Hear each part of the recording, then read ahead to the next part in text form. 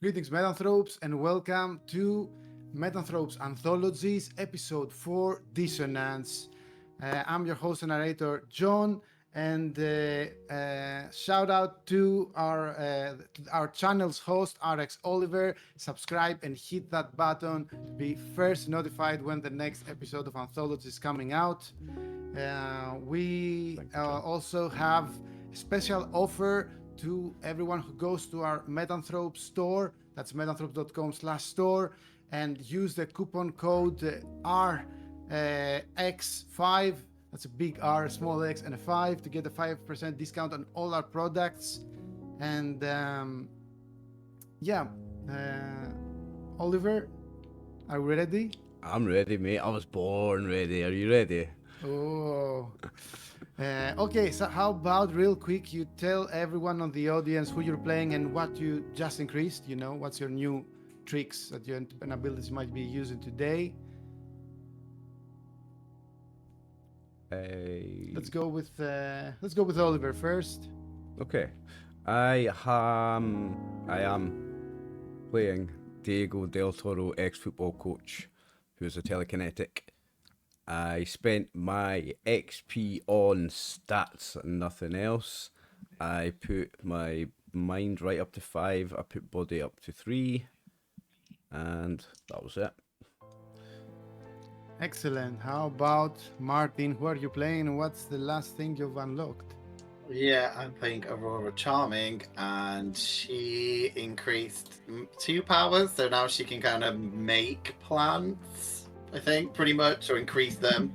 And she can use people's pheromones to make them better at stuff or make them worse at stuff. And I increased her awareness a tiny bit. Excellent. That's a very, very useful buff. And debuff basically does everything. And how about Tina? What's up with Tina? I'm playing Tina Misu, and I recently gathered a new meta power of Sixth Sense. So I can feel that danger coming. And I also spent some points in my awareness stat.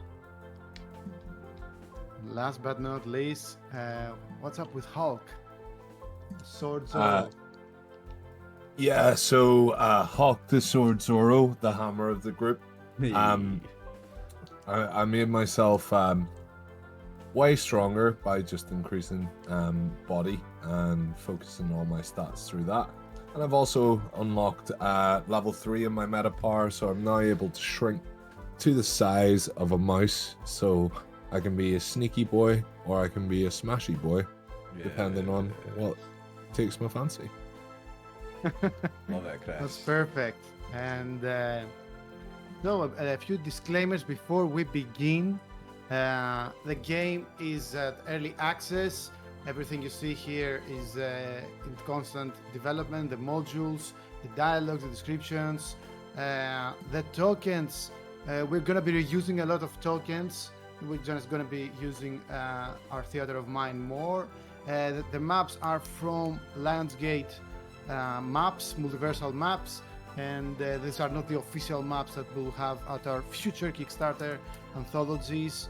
And what else? I will try some accents today, a little bit of voice acting.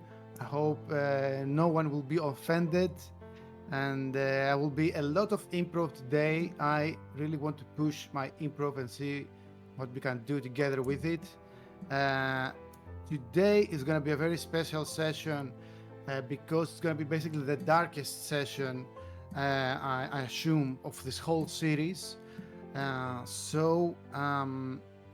is a story intended for mature audiences, and usually we go through this list of things that will be involved. I will go through the list, but I'm gonna add a few that's gonna be pretty serious subjects, and we're gonna just touch them for the sake of storytelling.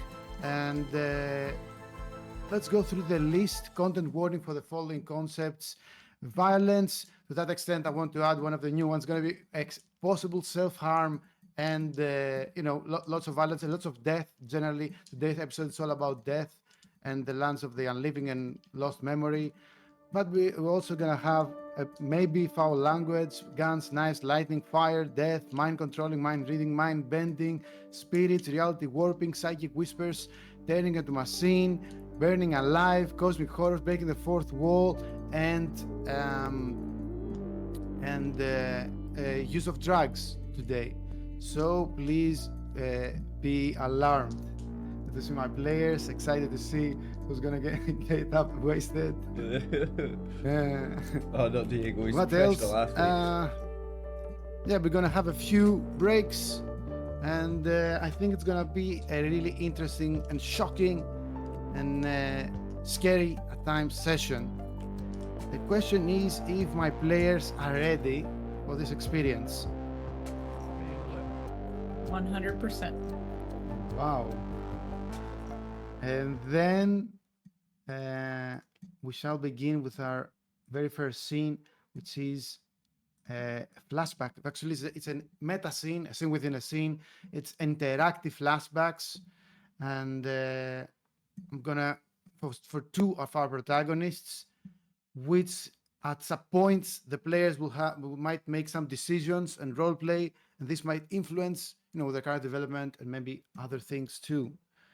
And without further ado, let's begin episode 4, Dissonance. But first, the recap.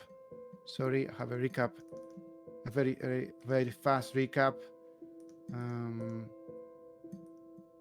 It is the following recap. The coalition's descent into Nether was met with a conniving murder mystery, discovery of lost lore, and haunting apparitions.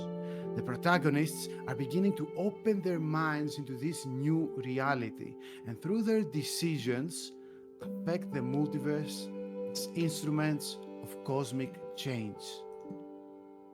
With that in mind, let's go into Aurora Charming's timeline.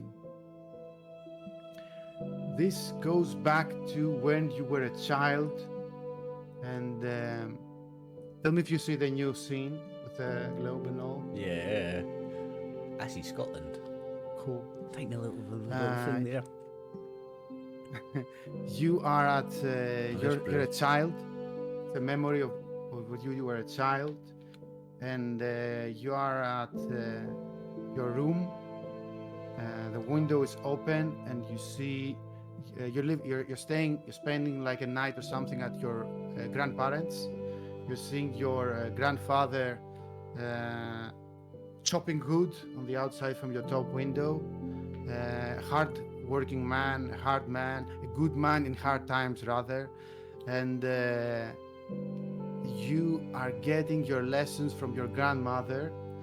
But instead of your homework and helping you with your homework as she's supposed to, she is introducing you to the world of litanies and liturgies, of codes, mythos, cave drawings, and of the lore of the Great Mother and a sisterhood that comes after it. Through a series of books and notes, she describes you through some sigils, some symbols, a code that you and other Wiccans can use, and she's giving you like your homework for her. It was actually you had like double homework, one for school, one for her, was to learn these sigils. So let's see how you begin by rolling a consciousness to see what you remember.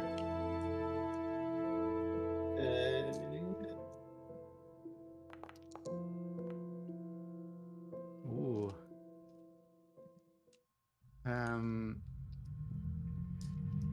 Where's consciousness? Sorry. It's sorry. Aurora. Okay. Yeah. Aurora. Wait. It's the flashback of Aurora. Oh, Spend Destiny. Whoa! I gave you enough time to reconsider. Yeah, And, just. She's got You more saw a destiny symbol than the which is rest of us like- put together. That's why I'm using it now. Might as well use it. You see a symbol that's like a branch which is broken and leaves around it, 6 leaves around it. You were about to say sacred place, but thankfully, at last moment, you remember that it's a very important symbol, it's a symbol of danger. So you correctly, pass the lesson, and your grandmother says, good job, Roro. I'm proud of you, child. You can roleplay back if you want. I mean, how old am I? Am I like, You're around 9, 10, 11. Okay. So she's not like speaking in like, baby language or anything. That's what No, it's not that young. Not a 25, toddler, calling you the baby. Yeah. The baby voice. Yeah, I mean, I think she'd be when you sing kids and they're always like twirling around. She's definitely that kid. Like she can't really sit still, so she's like twirling around as she does some of her extra homework.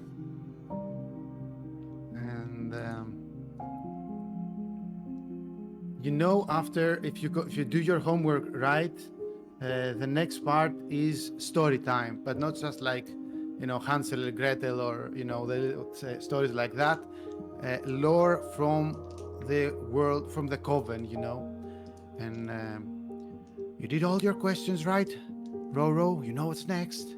And she opens the Book of Shadows, as it's called, and start to read a segment which says, in the formless lands I raise a garden to myself, uniting worlds and worlds and blood into a bramble. With the great mother's care I birth a sea of fresh and tangled roots, of bloom blossom flowers, and it glowed as I glowed beneath the moon. High, high Lilitu. Repeat that after me. Yes, she does. She expertly something Yeah. about blood and That- brambles. No, like the last part, it was like an incantation or something. The little child version of Aurora recites it, and after the story time, you remember she began a conversation that you didn't fully understand back then. But she told you something like, she mentioned the concept of death, which you would have discussed, also with your parents. It's not that you never discussed up to this point, but she told you something very weird. She told you, listen, Roro, what I'm about to tell you, I don't want to tell to neither your grandfather nor your parents. You understand, young one? She's like, okay. He's like, I trust you. You know that I'm getting older, child, and sometimes, at some point, rather, old people die. Now, I've been studying this and other books like that to have dangerous ideas about returning from the dead. So, if the time comes, my child, that you get to see me again, don't be afraid. She's gonna be like, are you she's like, do you know something? Are you gonna like pass soon or something? And she will start to look a little bit upset at this point. She didn't tell you anything more, you remember, but it was one of the few last conversations you had as she passed away after that.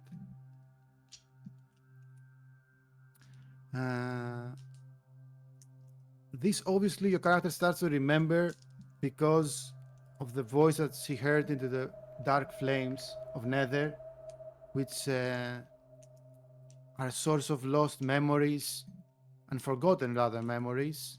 And you haven't thought about this, last conversation that you had with her for a very long time.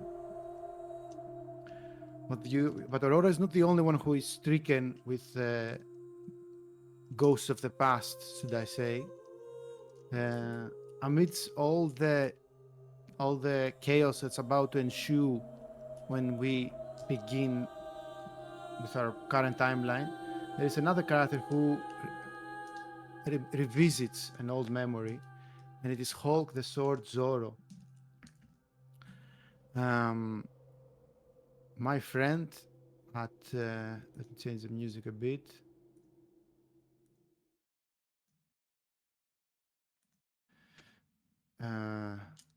We are at a small city between New Mexico and Mexico. It's called Nueva Seion. It has a long tradition of wrestling, el luchador, and it is there where you spend the twilight of your career, which is like past your 30s, which is like a lot for back then wrestlers. And I assume you were never like WWE fame or something. You were more like local, regional or something. Yeah, I would think so. And let us begin with a scene that you find yourself in a headlock position during training. You're sparring with one of your best friends, you could say. This character is, I'm telling you out of game, the character with the lost leg that looks up to you, that you have introduced. But I'm gonna take some liberties, I hope you don't mind. And during this time in the past, he had both his legs, and also he was younger than you. Yeah, sorry for the sounds that I'm making. UP, you were. He was younger than you, therefore stronger than you, hungrier than you to receive fame and become a great wrestler. And during sparring, he was a bit of a son of a bitch. You know, he was sparring too hard, often causing you to pass out from getting choked or hurting your back. And as you grew older, 33, 34, 35, you have like flashes of many memories rather than a concrete scene. What was with Aurora, you have like many flashes of memory. You have like a doctor's appointment that tells you about something called CTE that your brain has, which is basically it gets shaken all the time and you pass out and asphyxiated quite too often for your brain, and you should slow down or stop wrestling altogether, or you might soon get hurt. And knowing that your days are done, actually, yeah, tell me what your thoughts are in this part of your life as you find yourself in a headlock position. Your arm and head is this way, and surrounded it like a conscripting boa is El Serpento, which is the nickname of your friend. He's wearing his luchador snake mask. Even at the training, he's full, speedo and green boots. Like a full glorious el luchador. So you're getting struggles. What are your thoughts? Not just for this moment. For some reason, you remember, you were thinking about your life at this moment. Your whole life. So I'm thinking about if only I was much stronger than I was at this present time, I'd be able to escape this clutch around me, because of all of the past injuries that I've had due to bad sparring and times that I've had to miss training because I've just not been able to go because of the back pain, the doctor's appointments, different things that have taken me away from the sport that I've loved, because as a child I was naturally talented and was bound to progress to greatness. You taught him quite a lot of moves, he's like mid-20s, so he's very hungry, and yeah, you're definitely losing that sparring match. Give me a consciousness roll as you remember some stuff. I don't have high hopes for that role, but you can attend. Ooh, so bad. I guess with 7 destiny, you can spend destiny on your memories if That's you more want than to. I've got. I do one. I'll do one. Ooh, Aye. wow, nice. Nice, Chris. You didn't pass out that time.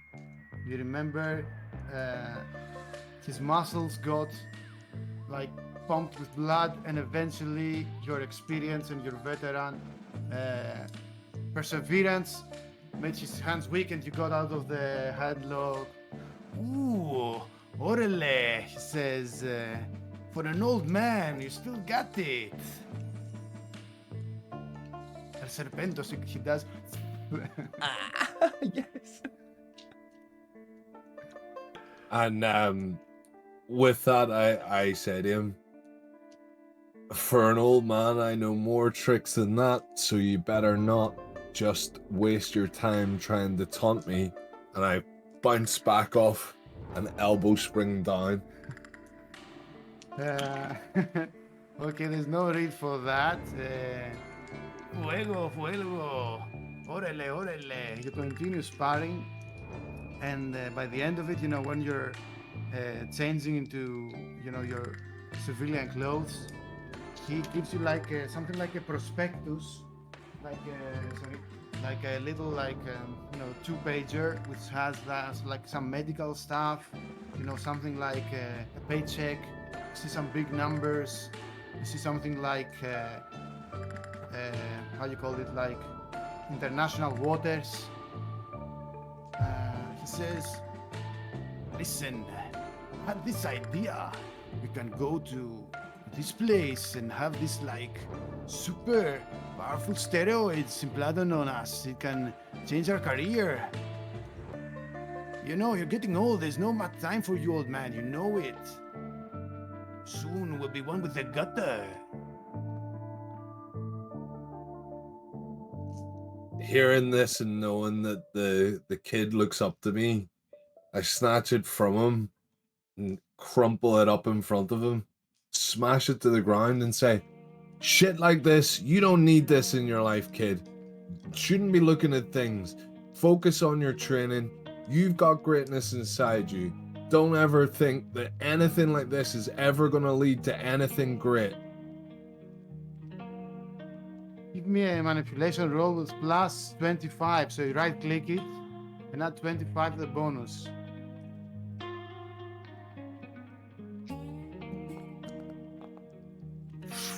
Wow. Does that mean he got minus 21? All right, big hermano. Oh, I'm sorry, gonna already. leave it for now, but just keep it. Keep it on your thoughts. Goes away. Do you pick up the prospectus from the floor or just leave it? Yeah, I pick it up. Oh. Months go by. Some shows don't go the way you're planned. Bills start to line up. Mortgages, alimonies, whatever. It's your life situation. It's not going well. You spend quite a time living under the gym. In the gym's like a storage area, and you had to go you had like dizziness again, and you had to go to the doctor. It says that your spirit is willing, but your body won't hold up. So it's inevitable. This is not interaction that you can change in this flashback. Inevitably, the ambition of your friend El Serpento and the need and desperation for you and your health and your situation, they paid something like $100,000, which at the time was, would really help you, or maybe 1,050 or something. Maybe by the passing of time, it increased. And at some point, you bend your will and you go there, and you have quite a terrible memories there, quite a lot of repressed memories, and there was a lot of screaming at some weird boat in the middle of the ocean, international waters, and eventually when you returned, you realized that you are now meta-powered, but it didn't work for your friend. The injection that was on the leg really fucked him up, did not have the effect it had on you, and rather his leg started to get infested and black and rotten, and at some point he had to cut it out just to survive. Afterwards he couldn't wrestle, he couldn't work out. Basically he was quite a mess his whole life, and he became addicted to morphine and other painkillers from his leg, ultimately leading up his demise through OD. What you clearly remember by the end is you standing on the deathbed of the hospital, and on his last moment, what you spend with him alone, he says, "Why? Why did it work for you and not for me, huh?"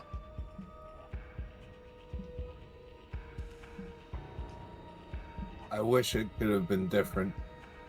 And I wish we just never even went there. The pain and torture that we went through, it wasn't worth anything. I knew it was a mistake from the very beginning. No, it was a mistake for me, not for you. You've got what you wanted. You got something out of this. What did I got? Huh? We didn't get anything. Like my career's in shambles. We can't ever compete again. You can't compete. You're on your deathbed. It's never been worth it. I told you it wasn't, and I knew that we shouldn't have done it. And I'm so sorry that we're here now. Oh no, you're not sorry. You're not sorry. You're just playing the self-righteous card that you told you so. Yes, you did. Big man, he claps. Now, why don't you go walk out of here and go drown yourself in the gutter now? Why don't you, Holmes? Get lost. I just can't face this anymore. I leave the room, and outside in the corridor, I just start smashing everything in my path in anger and fits of rage. Just Make so a willpower annoyed. roll. Make a willpower roll.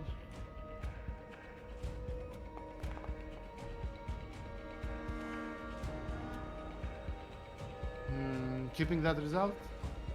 Yeah, I'll keep it. Okay, since it is an interactive scene, I'm gonna give you a condition, as this was not a happy, obviously, memory. But I'm returning us to the scene, the main scene. We're gonna continue that Halk, the sword Zoro. You're getting minus 10% willpower, and now, as you can see where we are, you're surrounded by some ghosts of the new recruits of the Sumerian kings, which were poisoned by the one called Magistrate. Aurora is next to Cynthia of Samothrace. Diego del Toro is sharing a same space with one of those Ariven, those apparitions, and he feels that he cannot spend any destiny, and somehow this thing is locked with him. The Halk did this like maneuver, ducking under it, that tried to grab him, and maybe that maneuver reminded him that memory that he had on sparring. And Tina has discovered through her taste that this is the blood of the seven, has died here. And then you heard the thunderous voice which said, and I'm going to continue just from this part.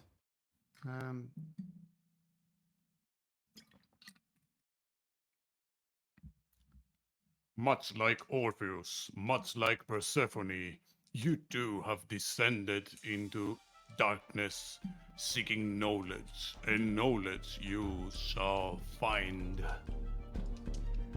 Cannot pinpoint the location of the voice, but I want all of you to enter an initiative. It's not an ambush scene. So basically, well, since you've discovered this new meta power, let's start with Tina. I'm gonna give you a special round to do something before we begin our initiative with your sixth sense. For some reason, you do feel danger. That was a beautiful piece of improv from you, Chris. Chef's kiss. I'll stop flirting. I know, That's my job. Which is great. That's my job. Chris is the best. So Tina, you have a full round Sorry to about act it. however you want, activate stuff, interact with the surroundings. Yeah, Don't I'm gonna play, move. activate Feel the Unseen. You can do so by clicking on the icon on the left, and let's see how this goes. Success, so you can click on the button activate Feel the Unseen to see the result. Alright, with 2 levels of success, you receive the following detections. You can see find hidden terrain, area effects. You can find hiding characters attempting to hide from you with awareness instead of perception. And you also can see invisible characters and psychic conditions up to your level, up to level 2, that is, because you have level 2. For quite some time, I think the duration is 1 cycle, and you can do it for more cycles, but you're gonna lose access to seeing invisible and psychic conditions. So you can choose the normal check or to spend it with a boxed check. Is that clear enough? Yeah, normal. Okay, the normal. So you can see invisible characters, psychic conditions. Okay. What else would you like to do?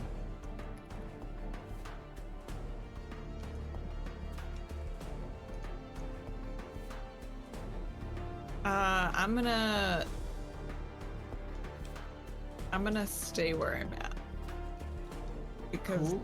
I So think now- the center area is what looked like that portal or something where it was. I think you might have detected something last session. I'm not entirely sure. But whatever the case may be, I think it's time for everyone here to roll initiative. Ooh.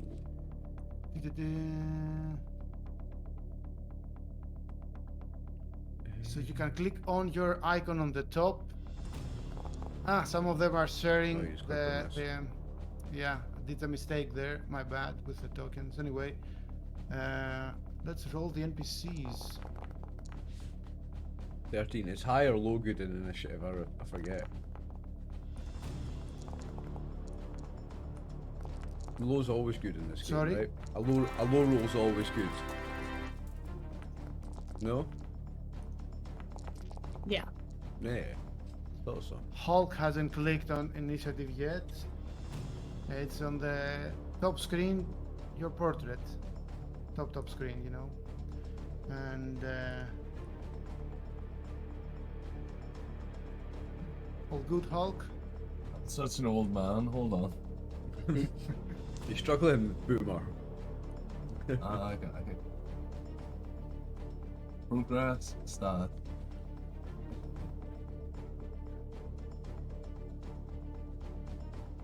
Well, it's on the top of your screen, you know, it's not on the character sheet, it's it's just on your, the it's battle map. it's your image at the top, mate. Yeah. Oh. Oh. There's a dice on Oh. There you go. And now we begin the action scene. Starting with some question. What do you see right now on the top? Do you see just your portrait? Do you see the other play characters? Do you see the NPCs? I see everybody. Yeah. Not sure Yeah. which. You see everything? I see me, my allies, and 3 question mark guys, baddies, I guess. Okay, interesting. I think So before let's I think I goes. see. I- What's her name as well? Cynthia. Cynthia. Yeah, do I? Aye. Yeah, that's her there. Yeah, I Cool. do. Yeah. Cool. Let's begin this scene with 11. What did that say? Nether gate activates Nether gate. I'm just reading that. That looks. So, Ooh. in the middle of the rumble, which is like a destroyed area from the recent fires, there's like a hole. There is a portal being opened slowly. It does take a minute to fully open. It's like the portal that got you inside the library when you cross the Nether. So it's a portal that gets you further into Nether. You can guess. It's a distortion in space and time. And you also hear once again the voice. Previously you couldn't pinpoint where it's coming from. Now you actually no free rolls. We were an initiative after all. So you hear a voice again saying, I am here, but not on this layer. Descend further into Nether through this gate and find me there. and then we pass to our next player, which is Diego del Toro. 2 seconds. I'm still in my notes. I'm on my second page already, John. Sorry? I'm in my second page already of my notes. Sorry. Oh, right. Okay. So I've got one in the same square as me, right? I have now a new level of meta power, so I'm gonna read it to you. With my level 3 meta power, I can do telekinetic impact, and that's Whoa. Targeting? one of these guys. So this one that's just next to me. I'll tell you what I'm gonna do in a second. So telepathic impact.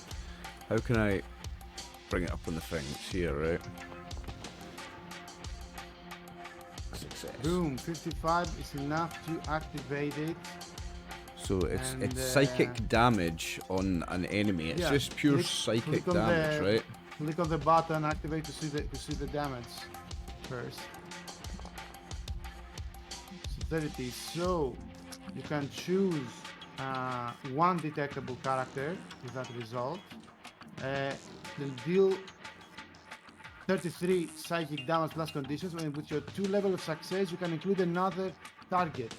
Okay, You so can do that with 2 targets. Which are the targets? well, because this one's kind of Tina's between 2, but Hawk's next to that one, so I'm not worried about that one. So I'm gonna make that one my second target and try and blast it away from Tina if possible. So the one which is So where that's the you first are, target, and that's the second target. and there's thank you for pinging.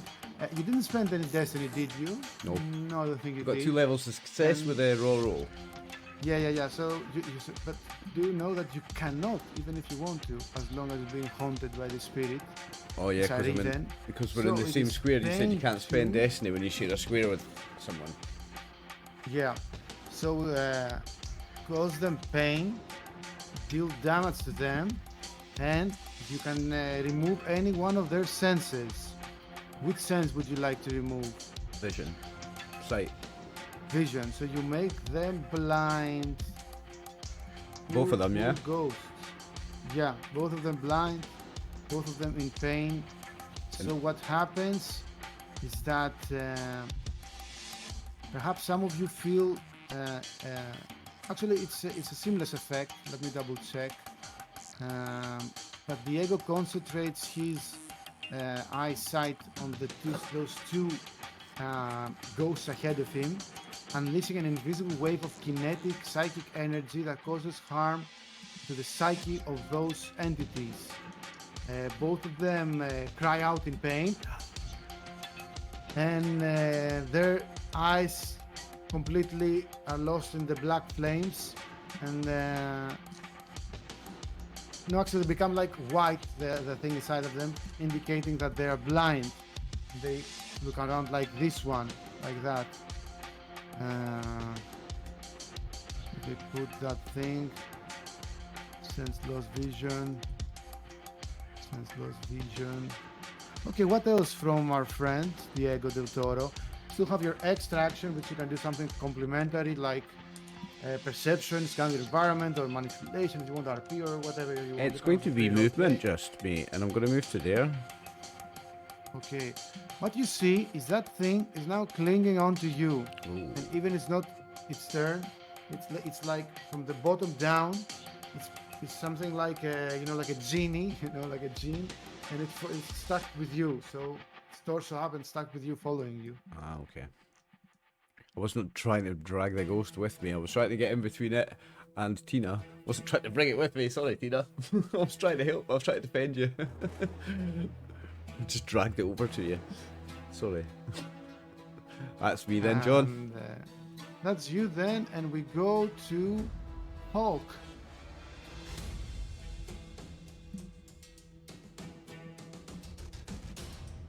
You're very close to that gate that has opened next to you. And let me also put the sound effects so you won't forget that you're being haunted by ghosts. There you go. What is Halk doing? So,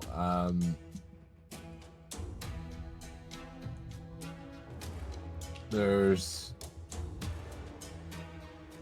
this beastie between me and Tina, so I'm gonna step across and I'm gonna grab and suplex him backward. Duplex!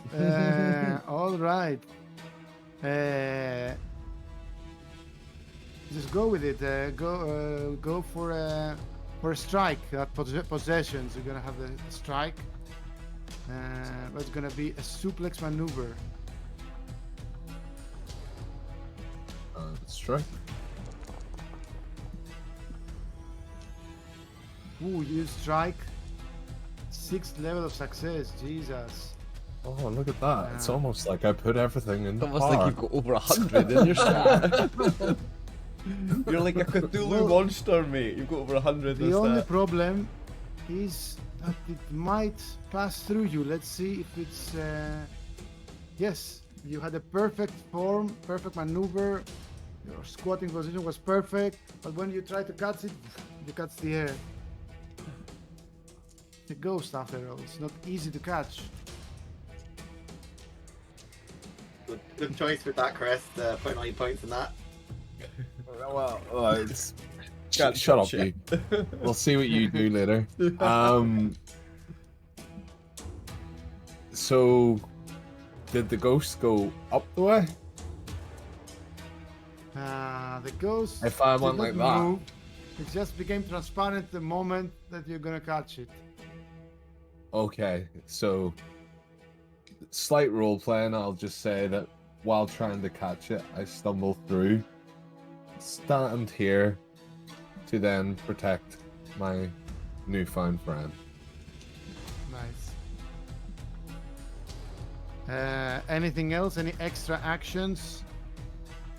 I think I may as well just. Can I become big? In this turn? I think it activates with your extra slot, Yeah. and it does. Yeah, you can grow. Oh, fuck it, I might as well. Why not? Why Let's not? grow. Let's grow. That is a successful activation. Click on activate. So you receive this effect. You become this big. Yes, there he is. And enlarge 2. Boom. And encumber 2 because you're heavier. And you also receive some other stuff which you can find if you click and scroll down on the effects of your meta power on the right. You receive basically 100% life, temporary life, and you're much more successful when you try to grapple with someone. Your unarmed strikes deal a lot more damage, and you're also a big boy. And perfect. So let's go to the next, which is the first of those ghosts. It's the one who was enraged and was next to you. It will try to haunt you by entering your space and spending its action. You cannot spend any of your few remaining destiny for as long as this thing is haunting you. When And then when Like, Chris's you know, tokens it's big, this- you really see the quality of those tokens. Just thought it was worth saying. Those tokens are so good, and when you see Chris's one big well- like that, you really see how good they are. Well, all right, so this thing is clutching onto, clawing your leg, screaming that it's, I'm not dead, I'm not dead, I'm not dead. It's having troubles facing its death. And then we go to Cynthia of Samothrace, who is next to Aurora of New Jersey. And she says, I think we have seen enough and we should leave this place. I don't think we should follow at all this gateway where the magistrate leads. Let's return to the library, dear sister, and where it would be safe. Aurora, and a quick response to that. She'd be like, yeah, do you want to get like a quick coffee or something, have a chat, leave these guys to whatever fun and games they're doing? Well, she's You're the worst, Roro. You guys all left her alone and you're all like in your little Three Musketeers situation, so you know, she's witching up with a friend. She's quite afraid and she goes back, and that's all from her. She didn't really try to convince you. Aurora, it's your turn. So the magistrate's basically trying to use his power to open a portal, is that right? Mm-hmm. Okay. Can I use my new release pheromones to try and confuse him? Because it's already Well, active. you need to. You cannot target him because you don't know Oh. where he is. Release Oh. pheromones required to be visible to you. You Oh. can't see him anywhere. Could Tina see him? Because her powers are on. You don't know that. So on the other side I of was the like- portal. Could I like shout, Tina, where is he? And then maybe she'd like be. Could we do? I might maybe not on this round, but on the next round. Could I team up with Tina and then ask her where he is, and then I could. Tina, maybe I can tell you that you can detect many energies with your sense and with your taste and sixth sense coming through this gate. The other stuff that you can Coming detect are the through? fires around you, black flames. But yeah, you cannot help Aurora right now. Okay. Then I guess I'll turn on my nature power instead, because then I can maybe animate some plants on the next round. Okay, animate nature that is. So do I have to? So you have two versions of animate nature if you want to do that. First one is that you can animate a whole tree. There are no trees around, but you can use the alt version which moves plants, and you have felt, we retconned this a bit, but you said that you have felt some roots deep underground. If you have like 3 or more levels of success in this activation, I'm gonna say that you can reach on those roots deep Okay. inside. 62, you have 2 level success, which are not enough. Oh, let me use some destiny. Okay.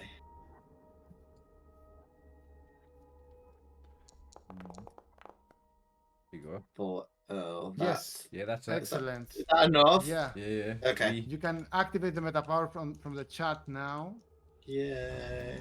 and let's see what you can do as you concentrate and communicate with the Great Mother, and you find 6 big roots which you can control for the next minute, and dig them up 2 meters from the ground, which is a hexagon, and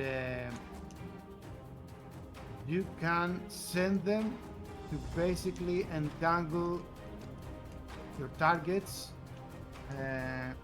Are near them. Well, it depends where they are. Okay, and then they can spend their power roll to escape from these. Let's say there are. What else are you gonna do once I try to find like a nice thing for the roots? I wanted to maybe try and put the roots in front of the portal, so maybe block it. Oh, interesting. So, did you say it's like 3 hexagons?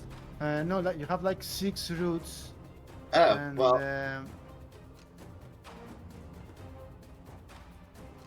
yeah, I want to block the a few of the hexagons in front of the portal as much as possible.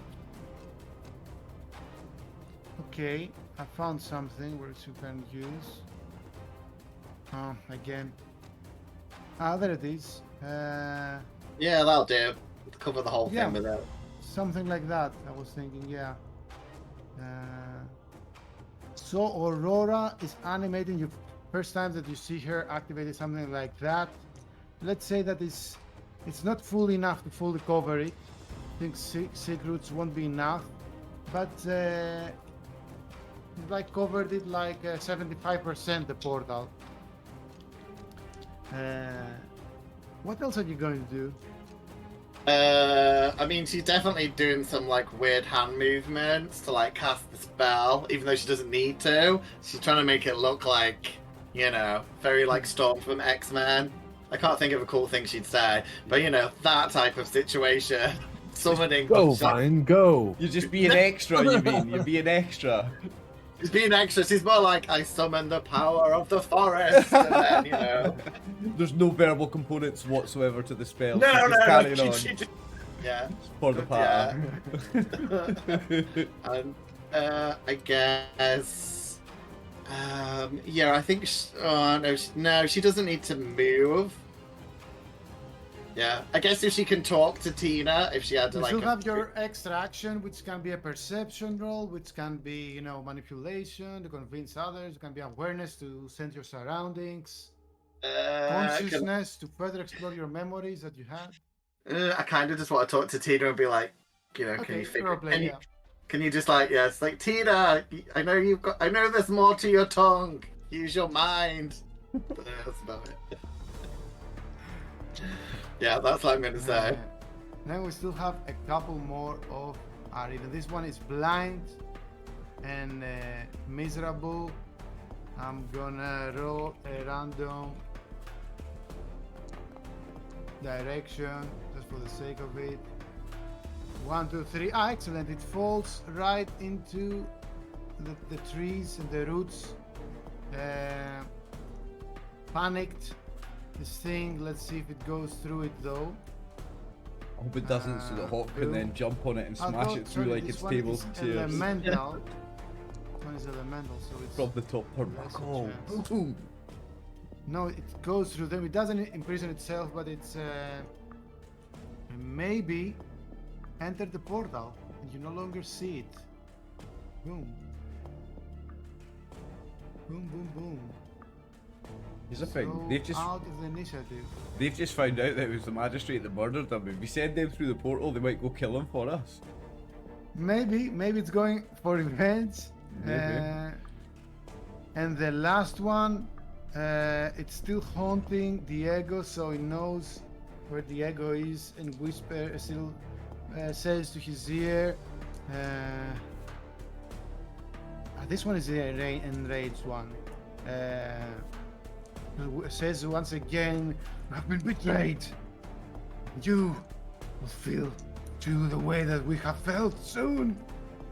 And then we continue with Diego del Toro as a new round begins. Okay, I'm gonna Now, have I got enough telekinetic power to throw a person-sized person yet? Or a ghost? Probably, yeah. It depends So on the role. I'm going to whisper back in his ear, adios pendejo, and then I'm going to try and throw him with telekinetic force towards the hole and see if I can table and chairs them through, or if not, Halk's going to come in and smash the two of them through. I'm lining them up next to the other one. So I'm going to try and do that. Let's see. Yeah. And that's Remember, you cannot spend any destiny. That is it you won't telekinetic need. force? This one it is, isn't it? Yeah. Might have to re-roll that.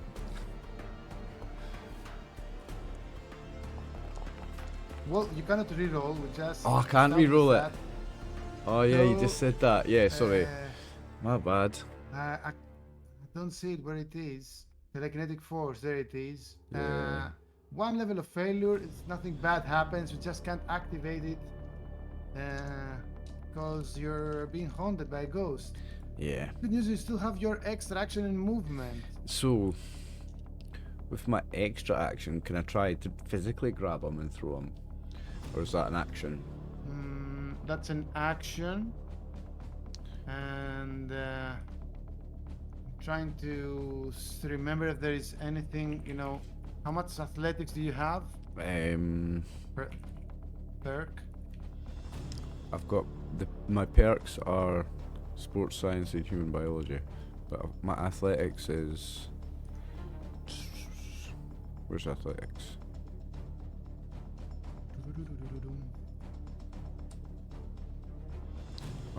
It is 3, level 3. Sorry. Level 3, okay. You can. I'm trying to find something with your extra action. I'm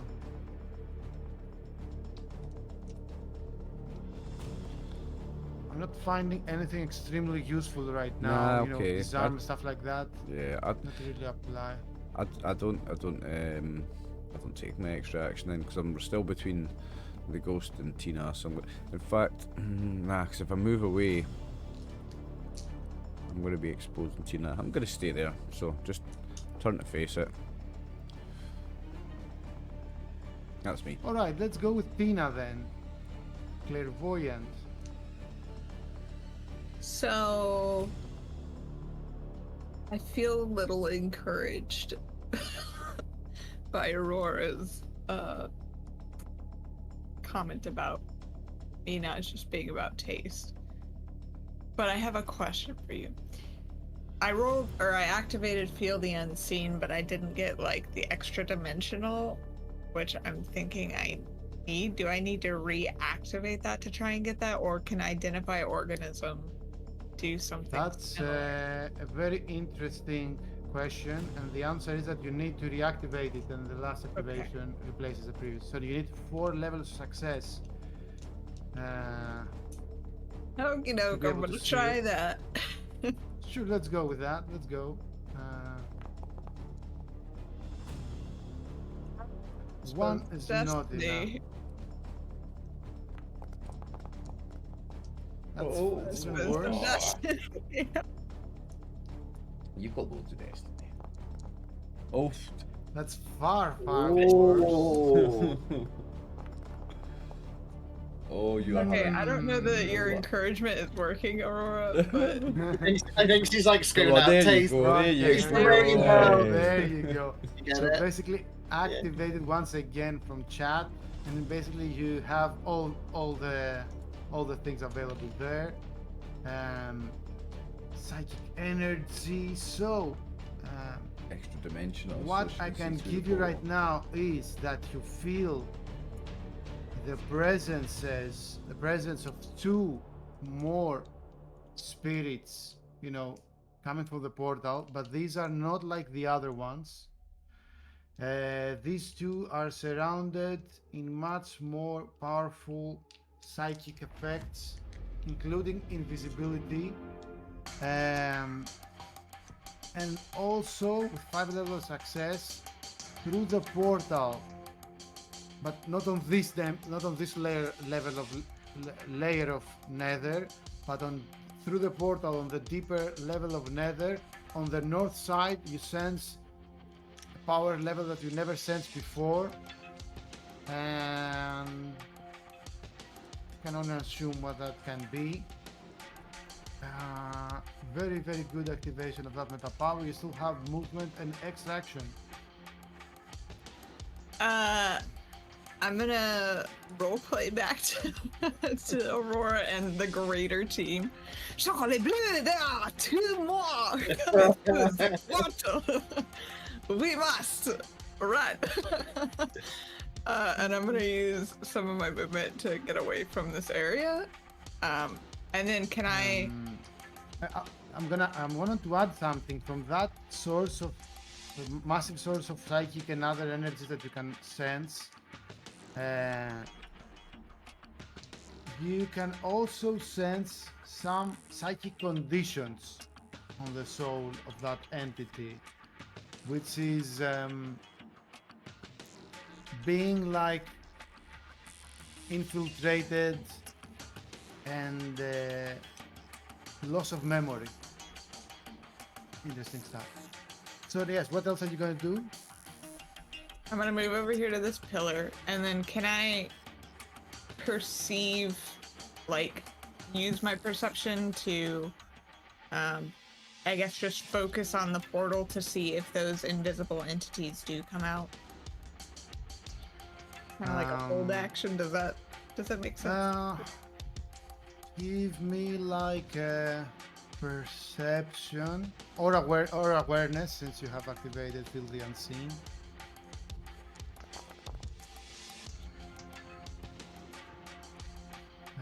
Excellent. Yes, I just want to, I guess the purpose is to just actually watch it and then alert everybody when they come out. Because if they're invisible, they're not going to see. I will give you something. I think I know how to do it. You will be able. Oh no, what is it? Basic vision, automatic framework. QP, if you're listening, where I can give detect invisibility to Tina? Vision, I guess, but I don't see it. Vision range, basic vision, dark vision, automatic tremors, and light amplification. But I think there is one way to do detect invisibility. So if you can check this out, I will continue. Thank you, QP. Shout out to QP for being here, the true orchestrator, watching over us and correcting our and fixing all our problems here on the VTT.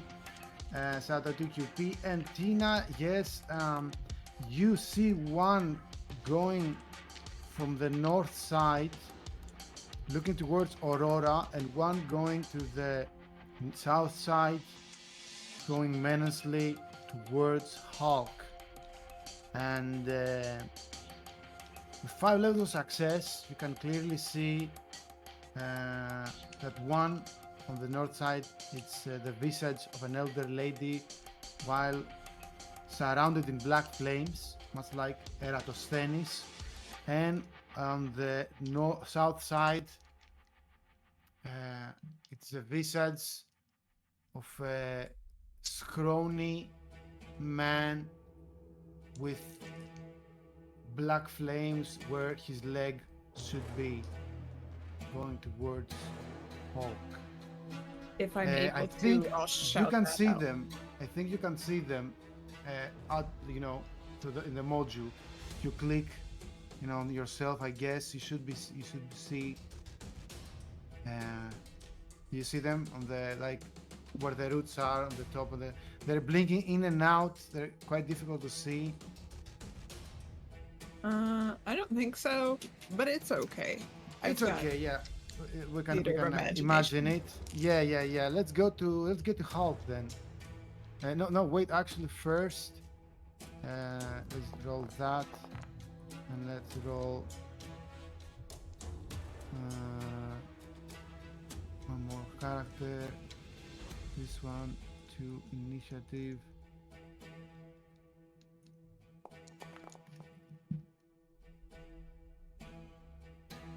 Sorry, checking some things. Okay. It is indeed Halk's turn. Let's go. Big boy Halk. Get him, Hawk. Okay, so first question before I do anything is that ghost like grappled to me? Yeah, Yeah. good. And this one's grappled to Del Toro, yeah. Yep. So the first thing that I'm gonna do is disregard the fact that this thing is latched onto my shoe and walk over here. And I'm gonna grab the other boy. Hold on, I've clicked the measures here. Select. They click on the tokens. top left. Yeah. As you can see, your movements are huge. I'm gonna step here and grab this ghosty boy. So right click on power and add 25 because you're huge. And Is there any point? the only problem is no, actually add 30 because it's also blind. So you know it has its back on you. It's very easy to grapple. The only problem is if it is going to go through you. It's the only problem. You are extremely successful. Let's see if you're also lucky as well. And lucky you are with 13 levels of success. You basically grab it by the chest and push it down to earth. The earth is collapsing on itself on a halo around you. Freeing the Toro from it and having it, you know, completely grabbed within your, you know, like over this, you know, your hand. You completely have it on your hand. No, with 13 level of success, you basically also damage it, so you can also free strike if you want. Okay. Good positions, roll a strike. We're gonna add, round it up by a lot for 30 points of damage. Room strike? Yeah, a ground strike. Yeah, obviously ground strike. You're huge. Even with an 80, you still have 3 levels of success. Roll for damage. Use ground strike, and let's round it up. Real nice. So let's go to, you know, whatever it might be. You have ended this poor soul's existence. RIP, Ariven. As when you remove your huge hand, there's only ash in your hands where this ghost was. Nice one. That's kind of ruined my plan, but hey, oh, if it works, it works.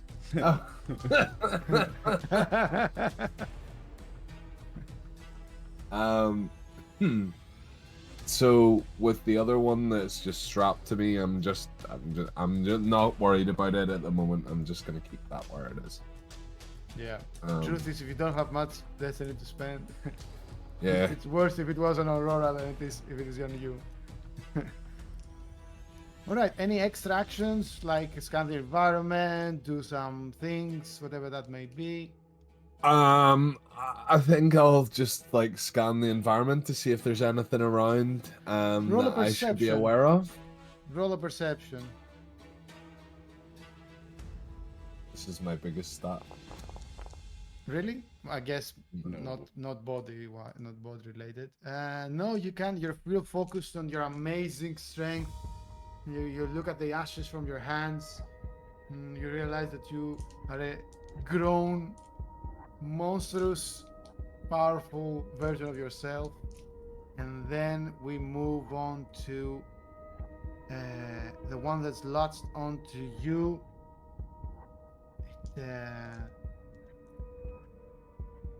It becomes actually unlaunched and runs away basically when sees one of its brethren becoming ash and says, the other pillars around for some reason as they look into the pillars and talking. Yes, this one is not blind. Says, brothers and sisters, stand back. They've turned a brother to ash.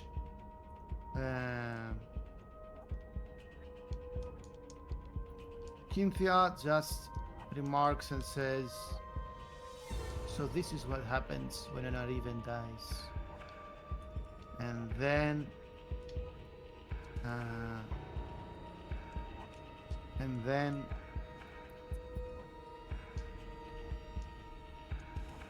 wait a second, check on something.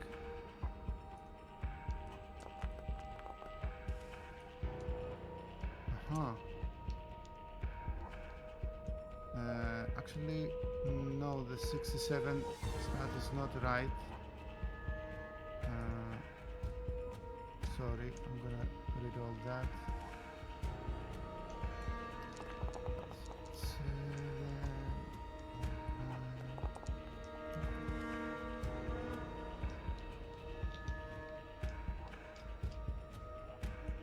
Through the portal, Aurora and the others actually. This one is not private, you can all hear it. You can hear a voice that says, everyone can hear a voice from the portal coming that says towards Aurora, Aurora, you have to watch out, Aurora. Someone is coming for your friend. Which one? And then you see from the portal, actually you don't see anything, but Tina sees. So Tina, you can warn that behind Halk, crawling, long hair, curly, covered mostly in black flames, crawling and missing a leg, and where the leg is, black flames are completely spewed all over. But you know, the rest, Diego passing through next to Diego, they can't see it. They're the only ones who can see it. You can spend your reaction if you want to shout or something and warn. Yes. Yeah. Oh la la, Halk! There is a person crawling towards you. No leg, just fire. You should get a destiny point for that, I think, personally. 100%. I feel like I should Okay. give the disclaimer at the start of the episodes about my accent. About insulting accents. people. I think it's amazing, mate. I Did thought you you say were gonna. ooh la la as well? Yeah. I thought You you got were a gonna. I sacred think you there should. earlier. I think you should apologize at the start and say you're not actually French, I think just in it's case anyone got confused. no. I think it's clearly. Yeah, good. Oh no! Absolutely. I need 4 levels of success. I had 3. Dang it. I'm gonna spend.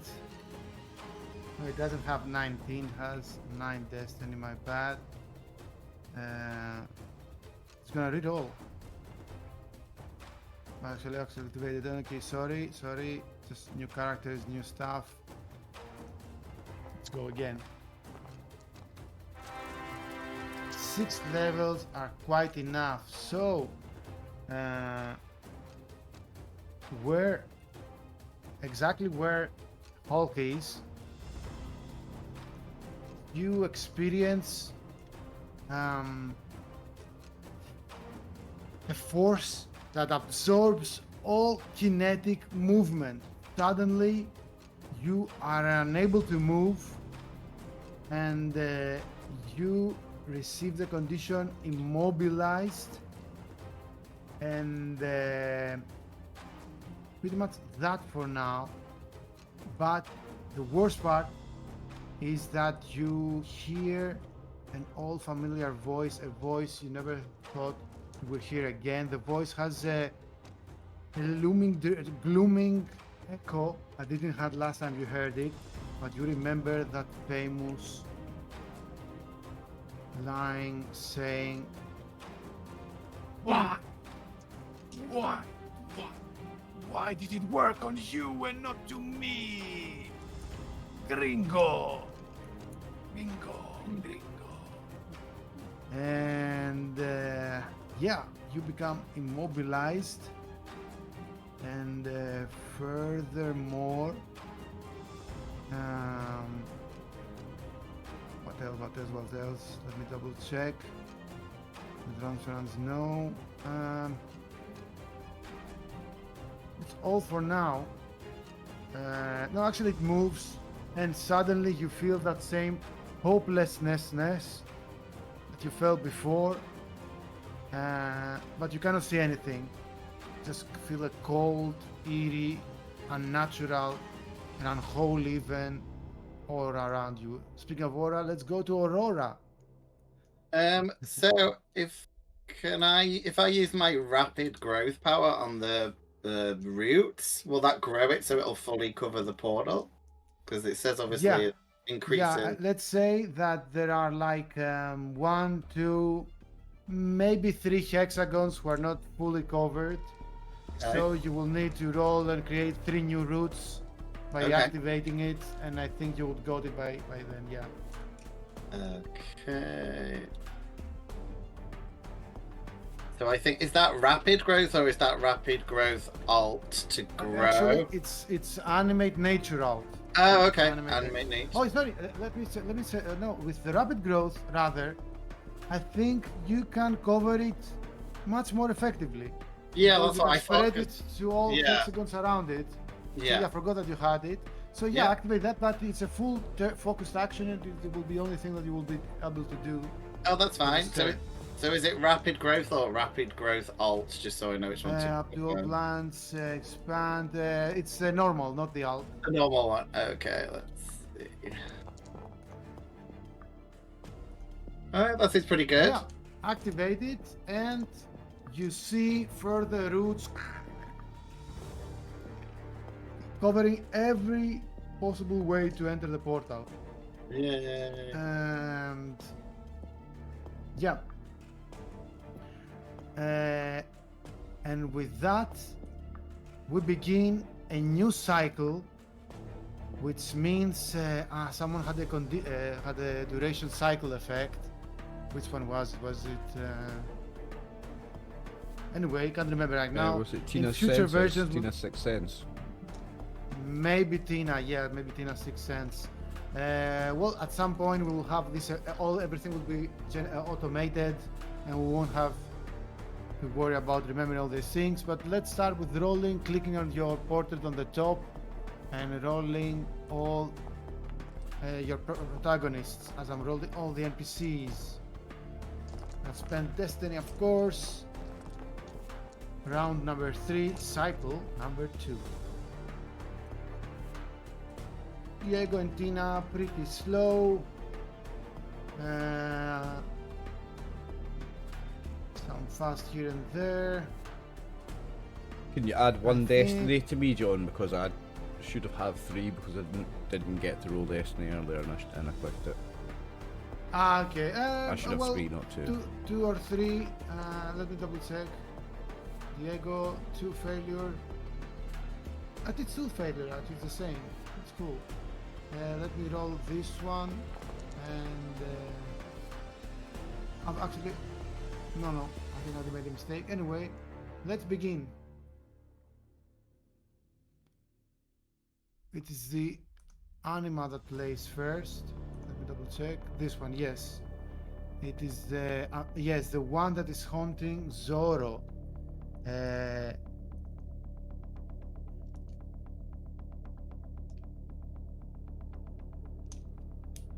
You could never escape El Serpentos conscripting Boa's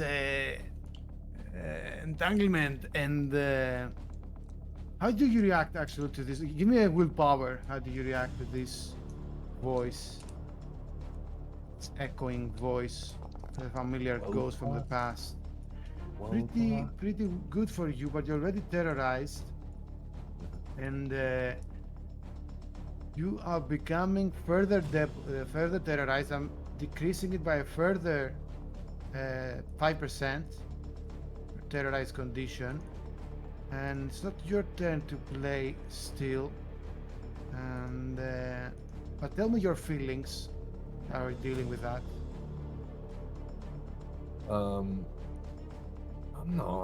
not feeling great. Like I'm really stressed. I feel vulnerable. I feel weak. And I'm remembering how I felt before I went through this metamorphosis, this entire process, and even the agonizing pain that I went through during it. It's all kind of flooding back in at once.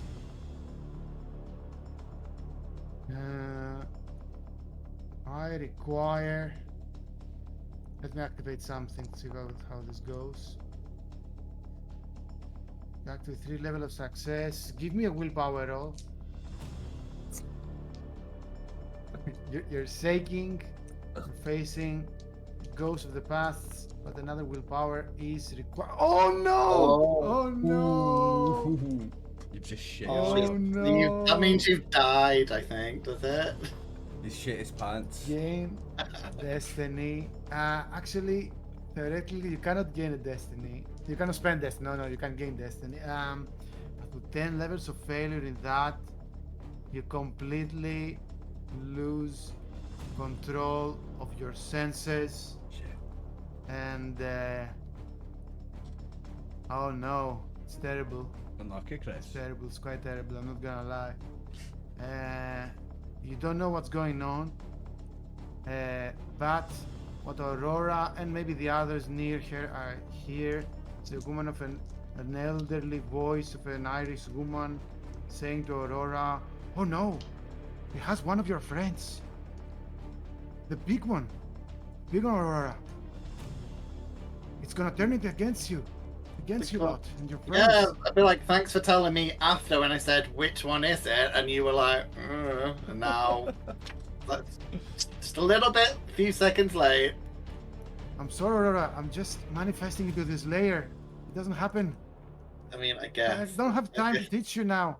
It's gonna be very Right. dangerous. We'll talk later when all my friends are dead, clearly. Who's Oh going next? no, because you see Halk turning to Diego del Toro. Actually, there's Tina there. I'm gonna roll a 1d10. It's fair. 1 to 5 is Tina. And it is Tina, actually. Oops. No. Damn it. Halk, I'm gonna do something that's very unfair, but I want you to strike Tina. And you have to do it because it is controlling your movement and thoughts and actions. Just cover Just your one mouth. strike. Graham! Don't let him to get the tongue. Just cover your face. Don't let him Fumble, get the tongue. Chris. This is time for Tina, a fumble. you can spend your reaction to evade it. It won't be easy because it's huge. It's a huge person doing lots of damage. Ground strike, that is ground strike, obviously Halk. And Tina, you can spend, to reduce that 7 level of success, maybe reduce to 5 or something. What do you have to roll? Reflexes? Reflexes, yeah. Can't Chris uses Destiny until he gets a really shit roll? I can't use Destiny anyway. Tina, you will fall right into the punch. Oh no! Oh no! Oh shit. Is that 128 damage? Oh shit. How much life do you have, Tina? I'm down to 4 health. 132. Or You're like, down to that- Like four 1, 2, 3, life. 4. But the worst thing is that you also receive conditions. You receive like many conditions. I'm not gonna lie.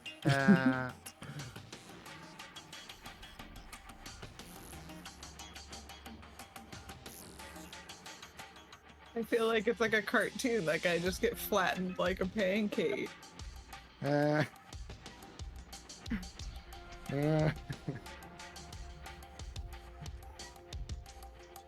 Okay, how about we make today's first break Give me like 5-10 minutes to think. Oh, Because is it that bad? Nina with the bleeding and the broken bones. Character's about to die. So let's It's the way the dice fall, man. let's have a little break and think this thing through, okay?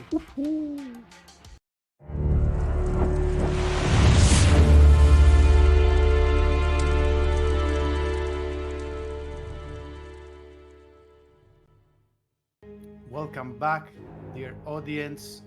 We continue this action scene as we see Zoro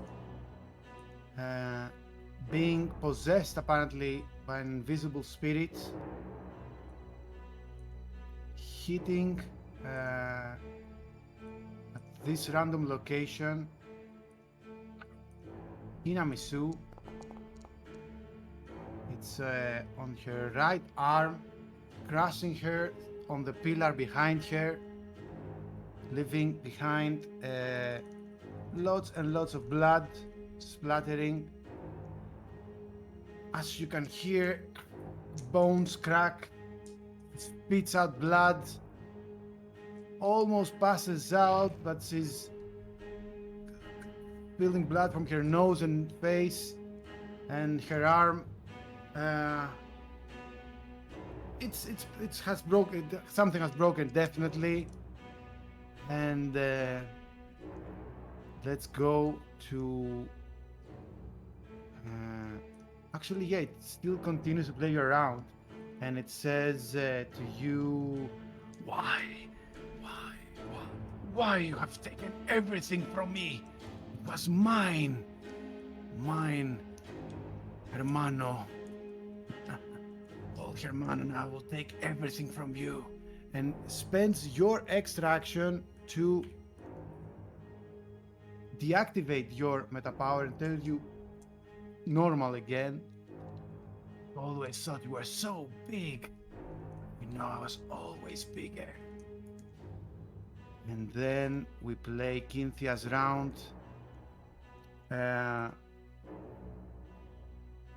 Maybe Aurora, you can convince her. She's pretty afraid. You can spend your manipulation and try to make her, you know, she's a Wicca old witch. She should know some medicine. Maybe if you convince her, she will help your friend. Okay, so if I do a manipulation roll, Manipulation by spending your reaction, so you won't be able to evade stuff, for example. But Oh, it's that's a fine. sacrifice you are I'm willing gonna to give Tina a wink. Like, I got you. Let's see what happens.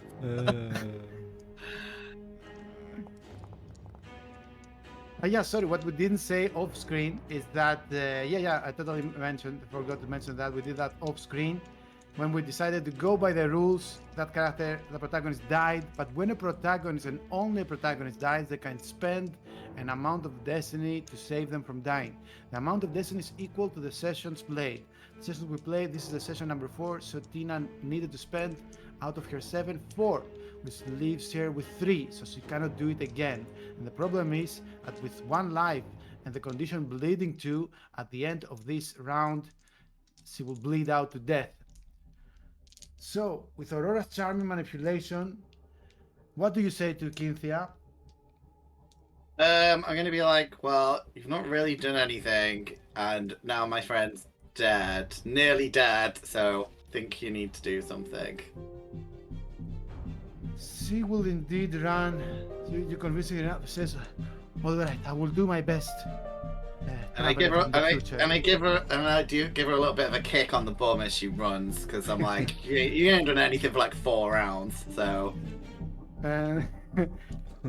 She sees the one turning small Halk before her, and says, "Off you go, Gary from the gutter." She says. Out of game reminder, that's the name that you have given her, if you remember it. And she will try her best to save our friend Nina. She's not successful. Again, I haven't changed the destiny. Let's say that she has 2 destiny because she has seen some shit. and she will try her best Come on. to save Tina Come with one on. final destiny, giving it her best. Success! Yay! Go on, Tina, Cynthia. you get to live one round. She removes a scarf, puts it on the bleeding, like open from your arm over here. You can maybe see the flesh pouring out. That maybe at least you're not gonna bleed to death this round. She's wiping blood from her forehead, do anything she can. And now it is Diego's turn. Oh, Diego will run straight over to Tina. Where's Halk? Halk is... Halk's pretty close Tina, to me. it looks, you know, it's with simple success. It's barely stopping the bleeding for a round. Maybe you can do something more, or Yeah. you can, I don't know. It's up to you. I'm going straight over to Tina. Hopefully Hawk doesn't attack me as I run past. I'm going straight over There's to no Tina. attack of opportunity. And There's I'm no going to attack of try opportunity. to apply some sort of medicine to her.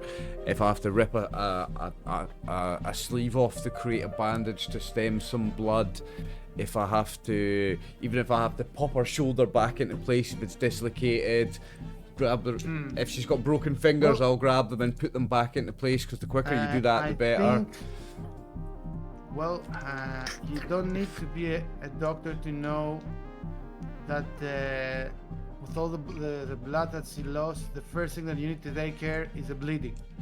You need 2 levels of success in a creativity roll to remove 2 levels that. success on creativity. Okay. Go Diego. And it won't be like forever, but it will be like for some enough time to get you to a hospital or something. You know, I don't know how you're gonna stay here in the long term, but for now, let's see what you can That's do. not 2 levels of success. 79, not too much, but you can re-roll because There you go. Zoro has skilled the haunting spirit, but now you remove your belt, for example. I've got 2 destiny with the left. It scarf says 1, but it's of the 2. Wicca, yeah, one destiny. You do something that's gonna that removes the bleeding for now. Yeah, Tina is safe for now. So let's say, what else do you have to? You have extra action. You said this was your main action. How about the next action? With my extra action, I'm going to talk to Hawk. Hawk, get a grip, man.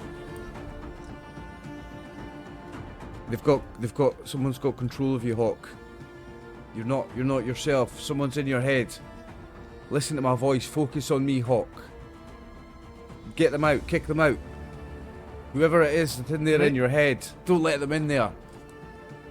Make a manipulation roll, and the more successful you are, the greater bonus I will give to Halk, his willpower, which is Manipulation. severely shaken because he's facing Oh my days. literally a ghost from the past. Made it by Still 1. success is gonna give him like a 10% bonus. I don't know if it's enough for you. Maybe keep your last destiny. I don't know. I've got 2 because you didn't put me back 1 on when you should have, so I've actually got 2. That says 1, but I've got 2. Fair enough. Still not enough to save you. From I'm gonna dying, though. I'm doing it. Now I've got 1 left. Oh no! Oh no! I'm using my last destiny. This is do or die. I want to make sure he does not kill Tina. He cannot finish her off. I will use my last destiny. Come on! No! No, we're doomed! I've got no Like Enough extra to life take him out now. of it, and Encouraging him to do more. Oh, it's not shit. enough. Tina, you play. You know, you still can play your character normally. You just have body problems. Yeah, gasping for some air and coughing up some blood. I'm gonna try and taste the atmosphere. Wait, you have already activated it for this. Taste the thing. atmosphere? Yeah. No, it was Have 6th last sense you did, session. wasn't it? Maybe not for this scene. Yeah. Okay, go with it.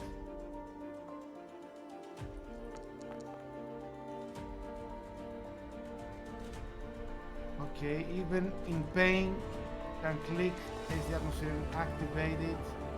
So for 3 cycles, you your perception allows you to detect the presence of energies.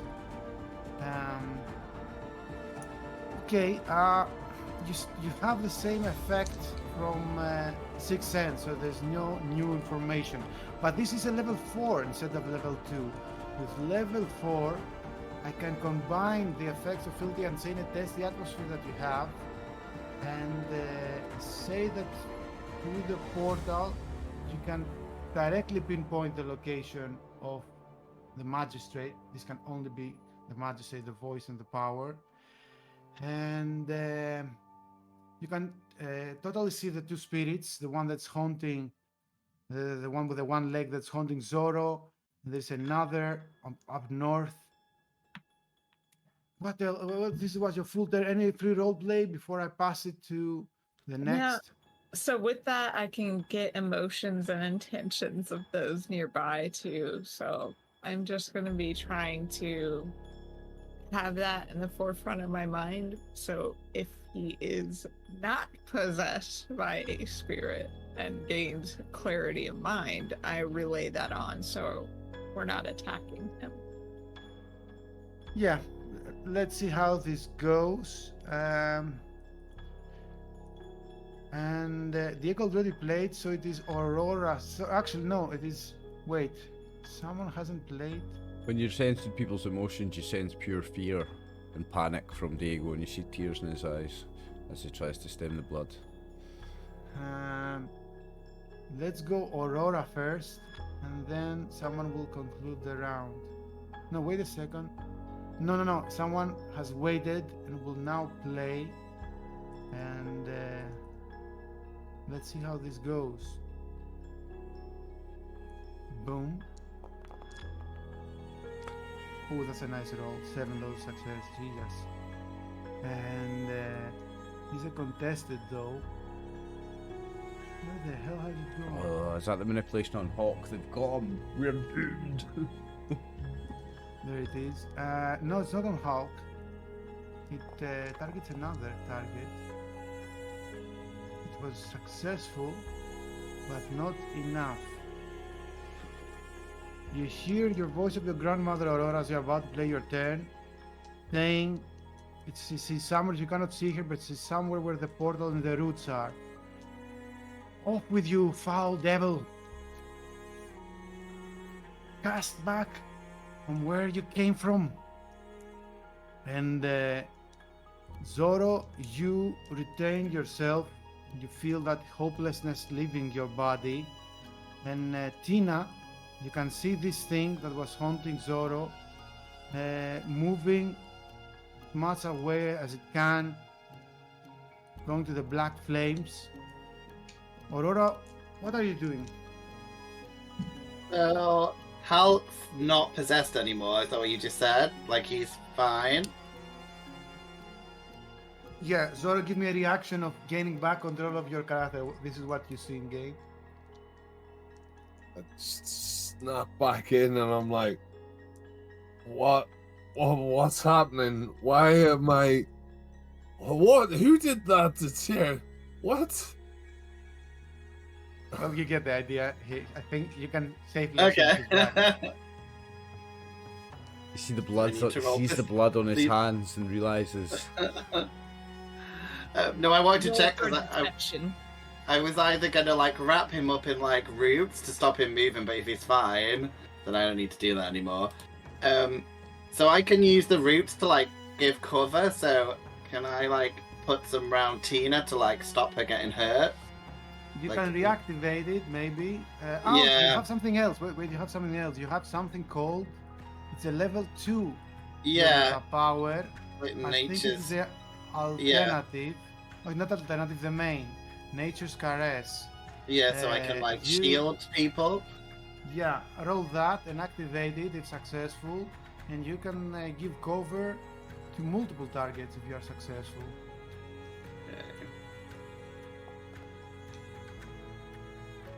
Oop, nope. Spending Oh. destiny though.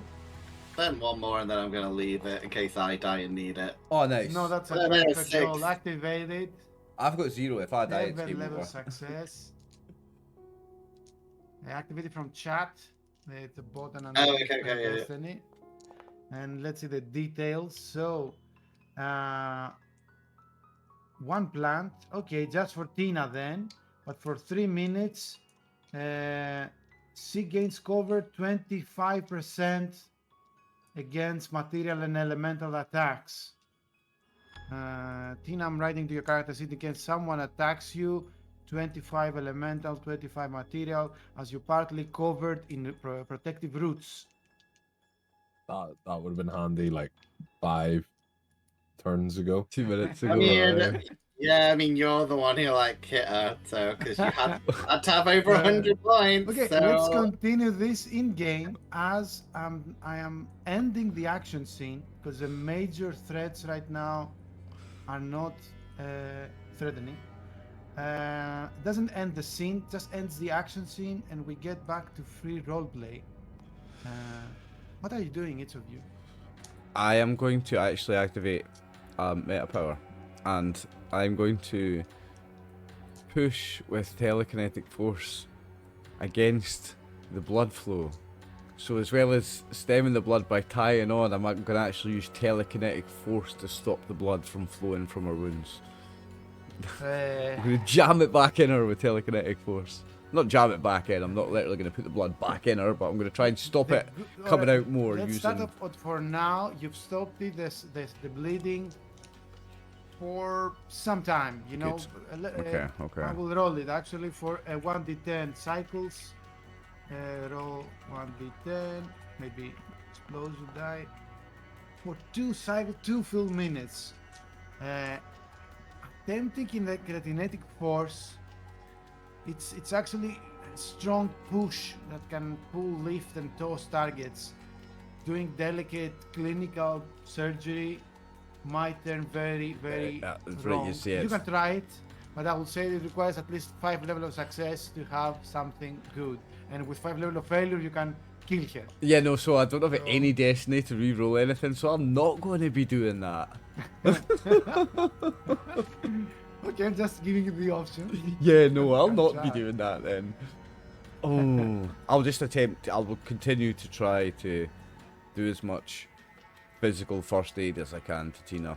Okay, let me like for the next minute, even we're not in initiative, give me one more creativity roll. I'm giving you like a right click, it take a 30% bonus if you spend like the next 2 minutes when this early medicine you're done, which is about to end. Do something that's much more.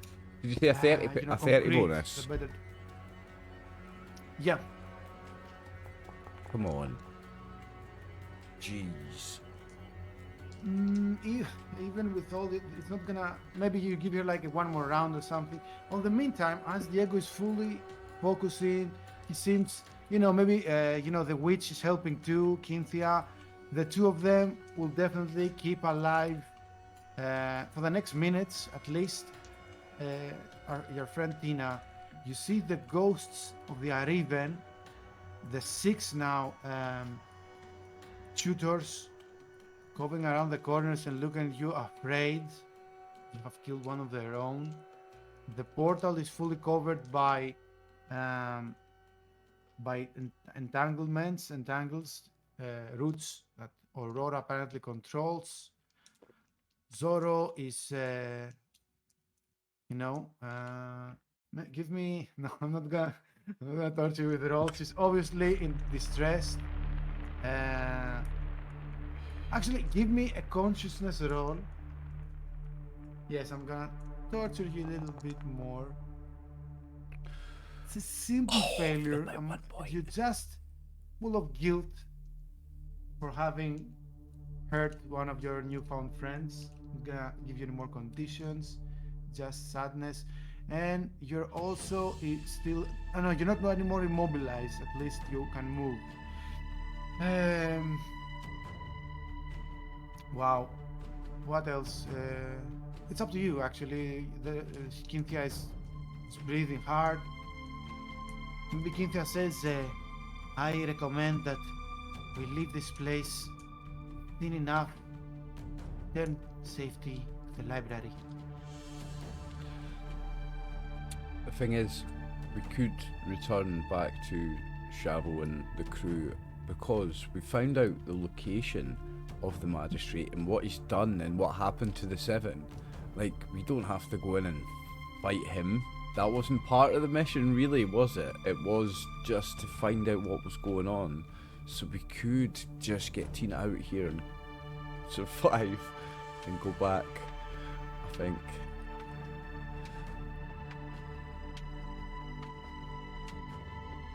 Yeah, I don't mind. What I do you think we know which one of us. I think out of all of us, we know which one's carrying her. And If we do we trust him? No, we do. no, We do. It was the bad guys made him do it. We still trust him. we don't actually know that, do we? Like, I mean, Tina's the one who No, told us. we don't. Yeah, we don't. I assumed that. Tina might know, but Let- she might let- not want to say. Little Diego, who's only like 5'8", will use muster all his strength to try and pick Tina up. Come on, let's get out of here. We found the information we came from. We don't need to fight this madman before anyone gets hurt. Let's get out of here. Come on.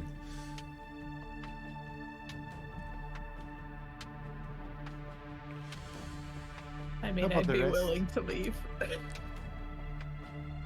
Halk, cover our exit. We have to get Tina out of here.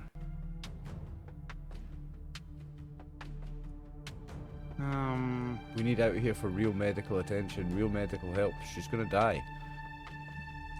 We've only got someone who can do sports massage. His powers won't last long. Yeah, an ice pack and some deep heat is only getting her so far. Like It's not that giving her some Lucozade, juice. that Lucozade sport doesn't give her hit points back.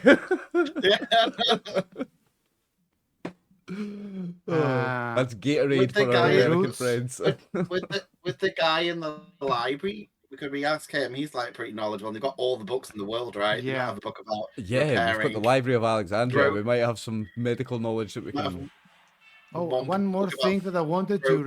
retcon, by the way, I didn't mention it even out of game, is that the VTT failed in comparison with what I had in mind, the map, not the VTT, the map views, and I didn't clearly describe what I want to describe, that there's not just a few windows of papyrus. Imagine a panoramic view of countless scrolls, on countless windows, because it's not just the information of this particular timeline and its history, but also All of them, it's like a yeah. hub, like a safe house for this multiversal faction. So it has like knowledge from different timelines. It's massive knowledge. It's a fact that I didn't mention last time.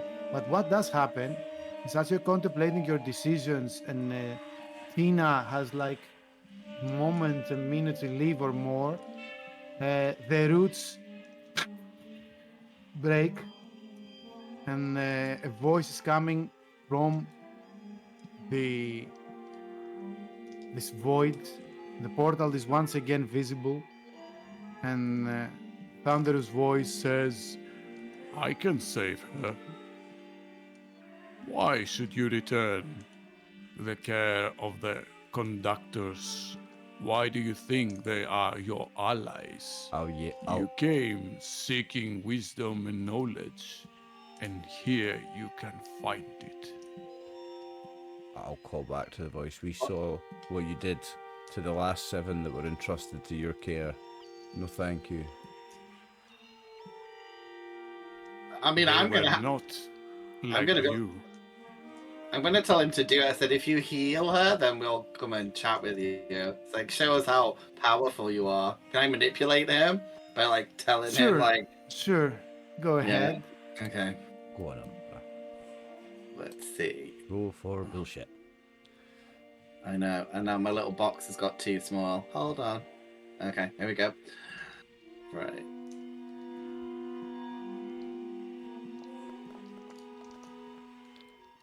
Oh, 26. Ooh. 5 flammable success. So is he falling for it? See his score that he was rolling 2d10 from. times 12 I think it's safe to say. Let me just roll that to fun. 2d10 for, let's say, I'll spend removing all the conditions. I will remove 3 conditions. That's 9, and the remaining are 4. 8d10. Roll 8d10. 10.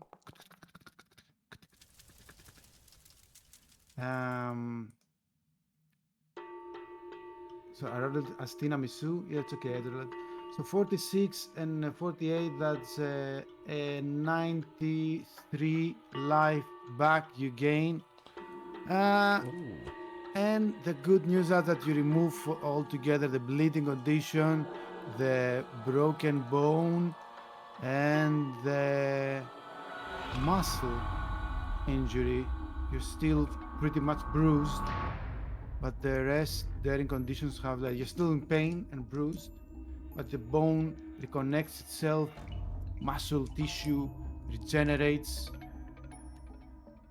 As a token of my goodwill and collaboration, I show you that even though, yes, I sacrificed 7 lives for this, it was well worth it. And rest assured, your lives are infinitely more valuable than theirs. The ghosts around the hall are afraid of the voice and moving away from the portal. How are you reacting to this? You're like hugging Tina. I'm like, well, it worked out in the end, right? You're okay-ish. I think we still run away from this madman. I'm quite concerned at the fact that he was able to heal her from 84 points from a different dimension, and if we decide to just run away right now, he might do the exact opposite. But if he can heal her from the opposite dimension, he's a very powerful thing. I think we need to just get away from him. I don't know, like... I can't do anything if I can't punch him, and I don't want him to hear that, so I've whispered that into your ear. So he can bring people back from dead, but you don't think he's got reasonably good hearing? I'm also a fucking idiot. That's why I fell. Do you know what I mean? I'm not thinking things through very clearly. So I think we've got as much information as we need about what's happened here. I don't think we need to actually confront him. I think it's just extra danger. And I think that's in game, right? Or you're describing thoughts. Yeah. No, okay. So I'm whispering back to Halk. I'm like, I think we've got all the information we need here. I think going in that portal is just stepping into danger that we don't need to do. I think we've got what we need. I think we know more than we know as much as we're going to find out here. I think it's time to go. I'm tempted to find out what happens if we go in there. I know you are. I wanna know. I don't want to leave any stone unturned, and I feel like I could kick his ass. Like, he's only a fucking ghosty bloke, you know. You saw his stat; it was 184%. I didn't see a stat. What's a stat? Yeah, no, we didn't. That's metagaming. All right, jump in. I'll jump in after you. Let's go. I mean, he didn't say he wanted to fight. He's given us a gift, right? So we could just be nice to him. Could just be nice to him. We want to find out what his motive is, and Tina and fucking selfie person, can't remember your name, Aurora. You're very good at like finding out whether or not people are lying, so well, as long as you don't hit anyone, I'm like, you've got to promise me that you let me talk and then hit people. Look, I haven't hit anyone. I've only killed this fucking ghost, and then I pick up the ash from the ground and put some in my pocket to bring back. I point at one of the plants. I'm like, if anything happens to Tina again, you see that plant there, the little nettle? I'm going to turn it into a cactus and put it around your penis. So don't hit Tina again. I'll use my powers for bad. I have no idea what you're talking about. I would never hit Tina. I kind of want to get the psychic guy to show Tina's- him what he did, but they probably mess him up. Too Tina's much. arm's got a bruise on it the shape exactly of Halk's fist. Far too big to be anybody else's, but yeah, you never hit her. I do have a quick question though. With my meta power of meta stamina, that doesn't help my mental. It's only physical, isn't it? Yeah. Okay. You're like a dinosaur, big body and like tiny little brain. He's a fucking So- T-Rex. As a new scene will begin, let's change the scene, and it's time to tell me your decision. But first, tell me how much time do you have out of game? I have no limit tonight, man. I'm good. I can do till about 11ish. So it's like an hour. I don't know, Hour and a I've got half? like an hour and a half ish. Yeah. So like, Another hour and a half works perfect. More than fine Yeah. for me. Good with me. Something like an hour. yeah. Yeah.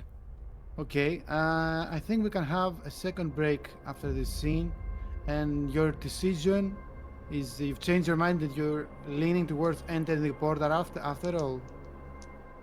I think We're gonna go see the matriarch or whatever the fuck his name was. Magistrate. Yeah. Okay. Interesting. That you changed your mind. Let's say, for the sake of it, that Cynthia looks very worried and says, "Perhaps I should report to Eratosthenes what's happened here." Look, you wanted to run away the whole time. Just you go ahead. I'm gonna get in front. I'm like, don't you shout at her after what you did. Diego watches her walk away and he's like, I think she turns to Aurora. She doesn't allow anyone else to hear you. She does the secret handshake and says, "I wish you luck, sister from the future. I think this is way beyond my expertise. It requires true power to enter deeper into the labyrinth of the underworld." It's like, don't worry, it's way beyond our powers and destiny as well. So we'll be fine. Destiny, what's that? She runs away to tell your story, and as you decide to get closer to the, No. this grasp, and you contemplate, it's a good time to have the second and final break of the session. Nice. So let's take 5, everyone, and see you soon.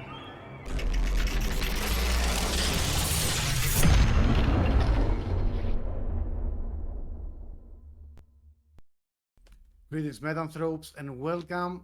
The next scene, perhaps there's going to be another after this one, of Session 4, Dissonance, where our protagonists are surrounding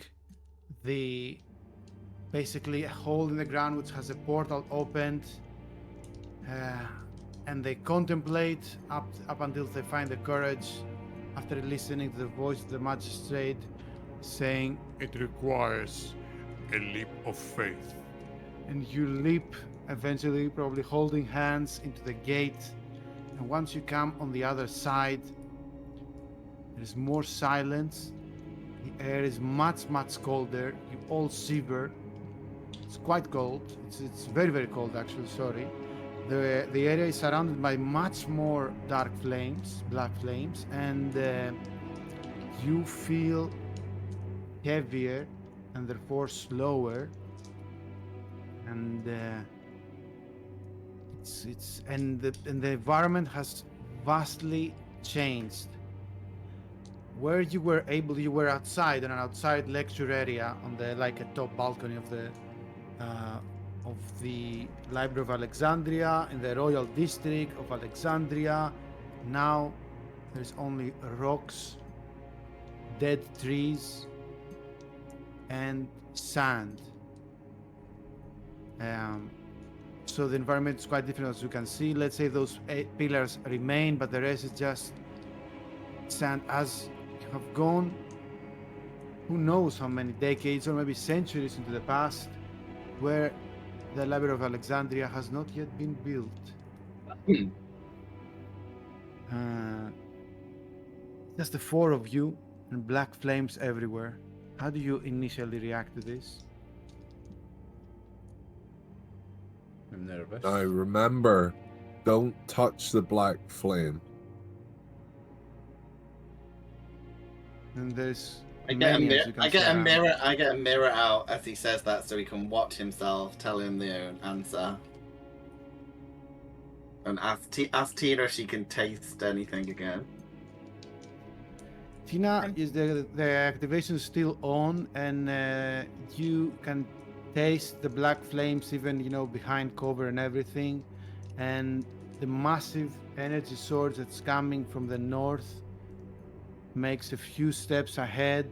The portal closes behind you. Tina, you know this with your danger sense, but no need to make a you can roll for something if you want, but it is the visage of the magistrate that appears before you on the north side.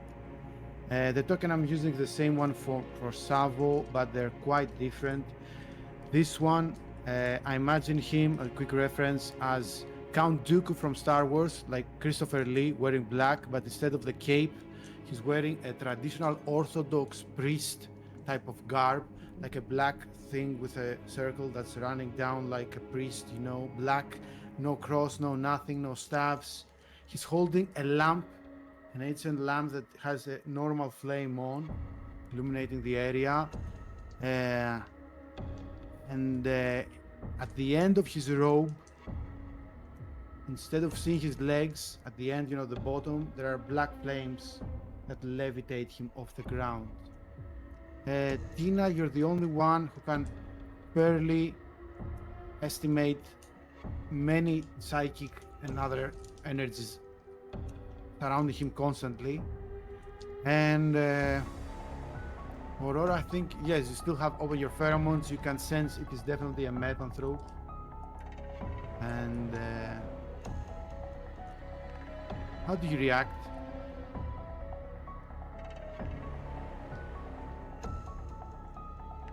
Guess think- we talk to him. Yeah, I think Tina would be like a little skeptical because he literally just healed her enough to take her off the brink of death.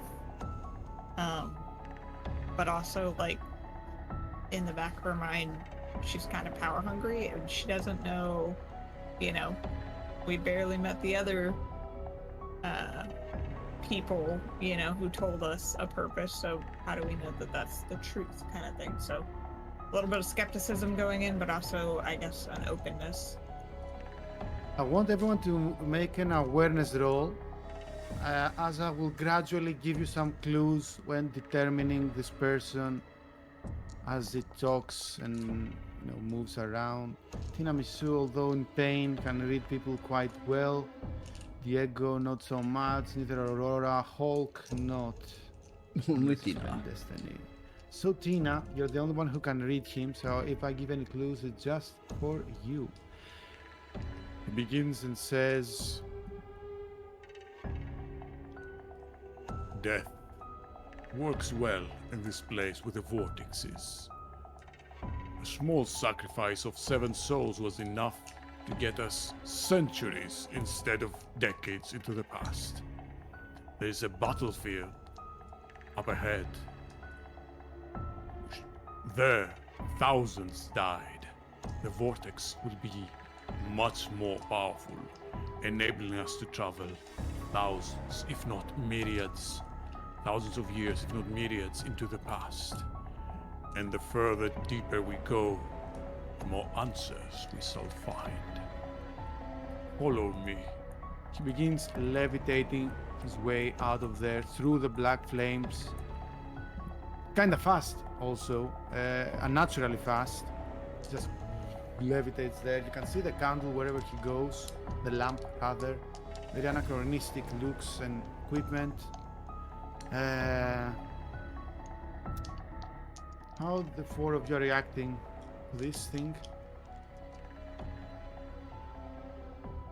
think I'd be trying to keep pace. So yeah, he's already confirmed what we suspected, that the 7 souls were sacrificed to open vortexes, and the vortexes are what makes them be able to travel into different timelines, right? So he's just sacrificing people for the sake of study and research. Still not right. Still not okay. We need to stop it.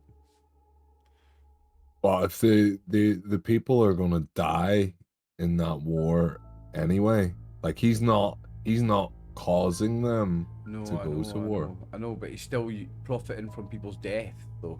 It's still not right. Tina will ask him, and what is it that you think you want to gain? Infinite knowledge leads to infinite power. But above all, I desire to regain what I have lost, what the conductors took from me. It's quite difficult to follow him, so because he's much faster than all of you and he's really using his movement, so you will need to start basically running behind him if you want to catch up. Can I use my pheromones on him to slow him down? Because I can do like a weird pheromone ant trail thing. That's what it says on my sheet. So can I try and slow him down with some meta power stuff? You can. It's called try, yes. It's called trail pheromones. So I can maybe get him to.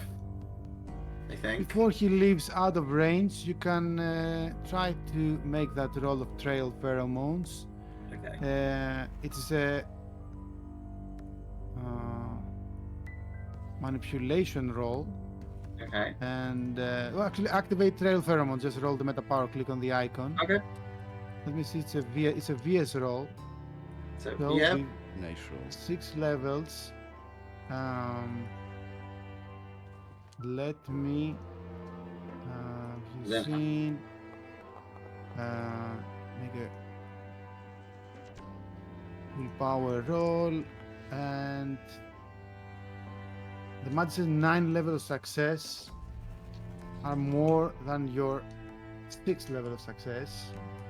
And did he understand that you were attempting something or not? It does not slow him down. He continues to walk.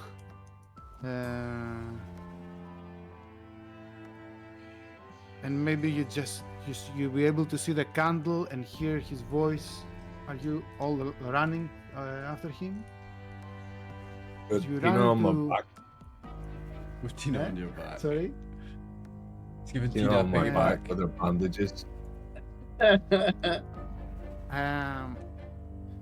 As you run into this gloomy desert, there is like the sun above you, yet everything is super gloomy. The sun itself is illuminating but yet gray. You hear the voice saying,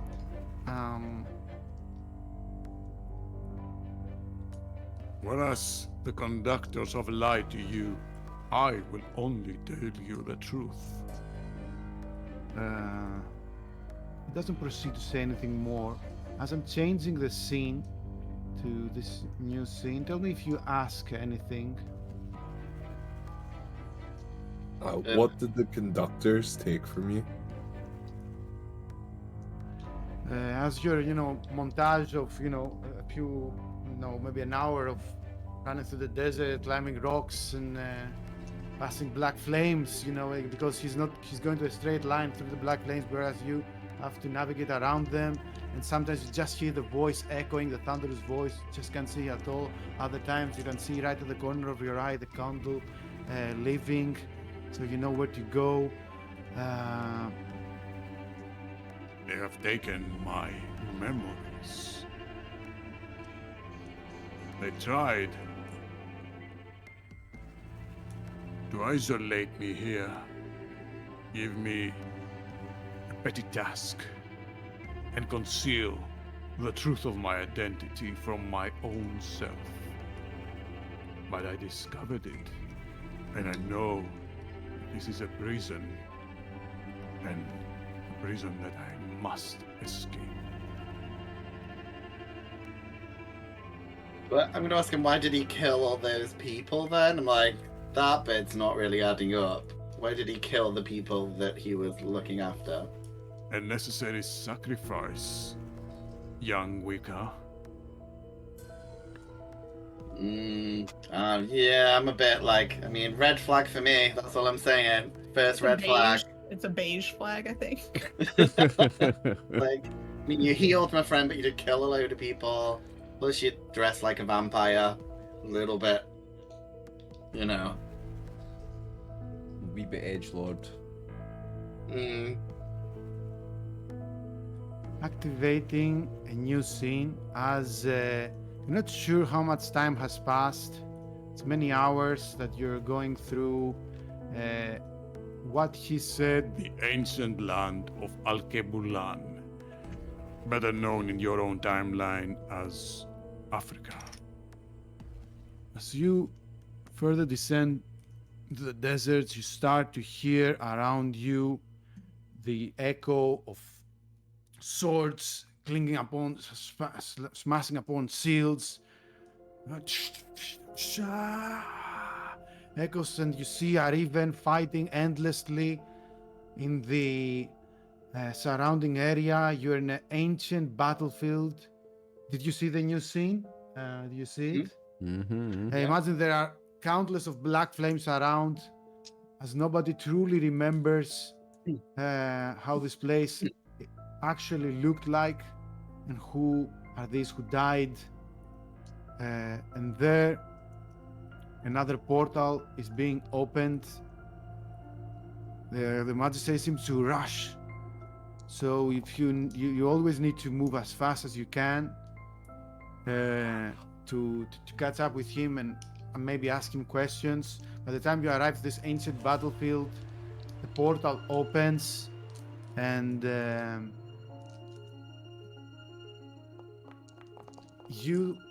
Tina, you see on the eyes of this man brilliance, but also madness. In fact, madness. As he's like, this portal is a grand opening. This one will definitely take us further into the past. When passing through such portals, try to remember to open them as high as possible. He did open them onto a hill, and he crosses the portal. Do you do so as well? So he leaves through a portal and the battle just rages around us. Nothing changes around you when he leaves. I'm not gonna open the portal in the VTT right now, do everything, just use mainly imagination for this. But you have a moment of the four of you, maybe if you want to say something. What do we do? Do we chase after him? I mean, there's no going back, so. Well, we are going back because that's Hopefully. where the What's our home world is? will That's where the world take is. us Yeah. back in time. Back to the future. Should we And- get after him? If we go and it's got like all this knowledge, then finally maybe my brain's gonna work. And No. There's not enough in the world. Maybe in another universe. well, look, I don't Harsh. trust this shady figure, but we also don't know these people who have sent us on this mission. I trust At him more least than he this can guy. give us a bit of a, well, This guy literally murdered 7 people for scientific purposes. you want to stay here and die here on a battlefield thousands of years before the library, and we're now in Africa? Like, come on. We've got to keep going. We can't just stay here.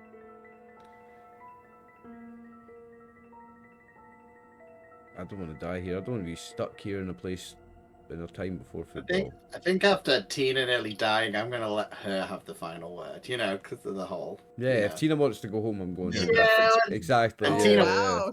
So And kind. Tina, what does death taste like? Because that's going to be a really good TikTok when you tell people what death tasted like. Yeah. It's kind of how you say bitter.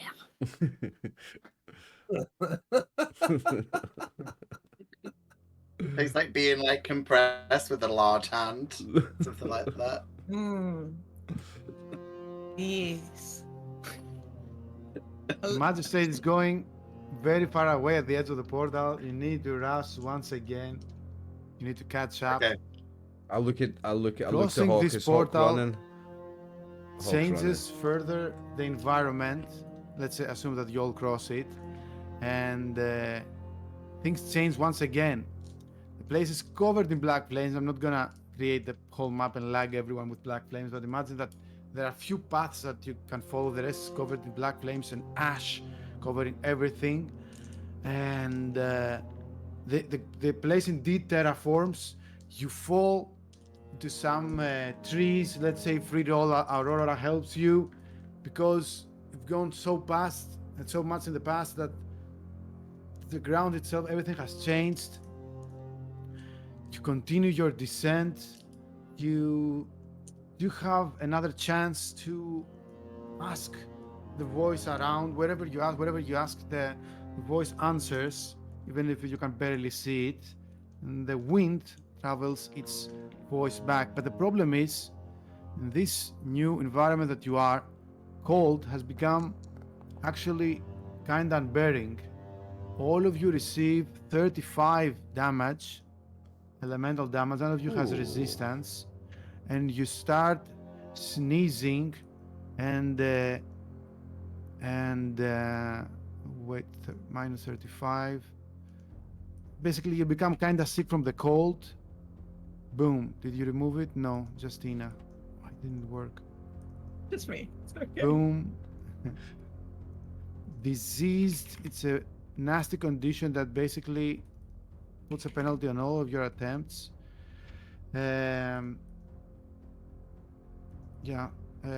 Disease 2 and wobbly 2.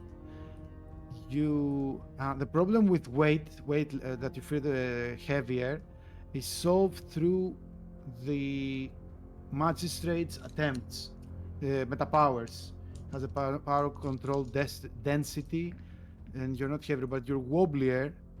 Actually, QP, if you're here, you can put the conditions disease on all of them. If not, I will do it slowly on my own. But for now, yes, I want to hear you. As again, he begins to levitate fast away. Disease and wobbly at all of them, please. Thank you. As we start to feel this cold, if you have a question to ask, yes, something to ask maybe. as we start to feel the cold, Diego's going to be like, "Oh, this would be like that season I went on loan in England. Horrible." Hated it. No, this is much worse. It's like actually killing you cold. It's so like it minus 12 degrees or something. like I had a friend who went on loan in Scotland once. You mean like that? Tina will ask him, "Oh, Grand Magistrate, can you not protect us from the cold?"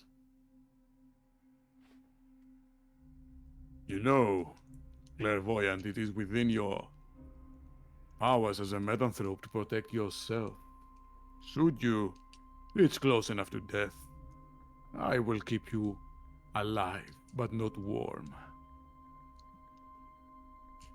As you travel, every sometime you just receive the damage again, and the magistrate does use a similar effect that you felt from Savo in the opera that Aoe healed you. So basically, I'm not gonna damage it and heal you all the time. He's just keeping you around the health that you and life that you are right now. Further descending into the ancient land of Alkel Bulan, which basically you don't see anything civilization, you don't see any, just nature and nature and nature. You haven't seen any villages, you haven't seen any battlefields. You're crossing something like a desert, which is beginning to change the biome into something that you didn't expect to see in the Sahara Desert or whatever it is that you're crossing. The biome starts to become tropical.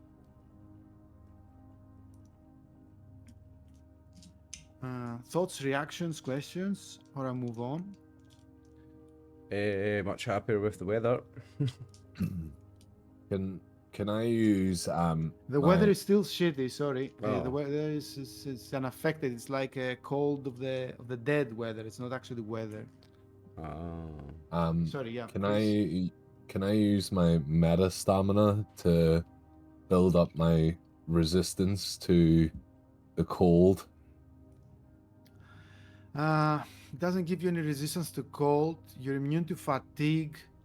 Everyone else, give me an endurance roll. The three of you, not the one immune. Self-sustained, you don't need to eat, but it's the next level or the next after it that gives you immunity to disease. Unfortunately, you're still prone to disease. Whoever failed that roll also becomes fatigued. Diego is athletic. Tiramisu and Aurora are pretty effed up. I'm gonna give you fatigue at level 2. Level 1. It's hours. You're not traveling for days or something. You're not sure, but hopefully it's just hours. So you become fatigued.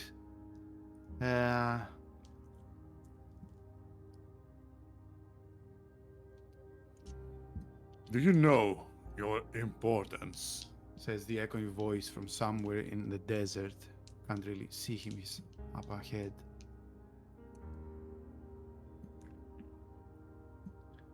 No. I don't really know much of anything at all. Did your encounter with the conductors made you feel more insignificant or special? Confused.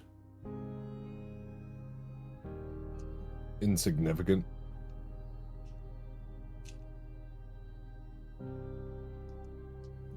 You see, in the infinite calculus of the multiverse, the conductors wanted you to feel small.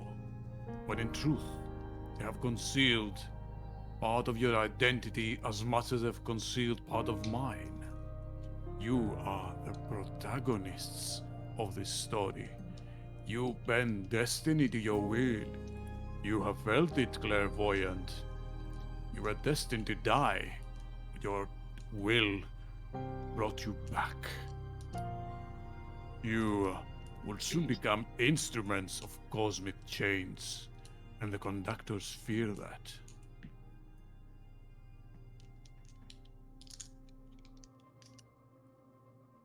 So Like Tina, technically he brought you back, but I mean, you know, Yeah. as you would say, come see, come saw. Like, Well, you know, I think he's talking about when I use, like, above the table when I use the destiny to save myself for a round, and then he technically, like, made it to where I survived. But yes, comme si, comme ça. there's my French. So. Fatigued, some of you in pain, and all of you diseased. Receiving damage and getting healed. You reach. Yes, there is one more. I'm not gonna change the map. Let's go with the other of mine. There is one more. Pass through another portal in a vortex where you might see some huts of like a civilization that's like maybe thousands of years ago. You're not really sure. Maybe, you know, they say that life began in Africa. Maybe this Alkebulan you find among the first settlements. Those who have academics, I think it's a couple of you, maybe we'll start to estimate like many thousands years ago before Christ. You're not sure. None of you has history after all. But at least those who has some academic realize how deep into the past they're going. And following that, the magistrate says, There's only one stop left after this one. and as you travel further, none of you speak, you just feel more and more cold. Actually, yeah, cold becomes even worse than that. I'm gonna damage you at least once with this hypothermia. Yes, hypothermia. 29, let's make it even. 30 damage again to all of you. Peter, are you okay? Comme ci, comme ça. Me also.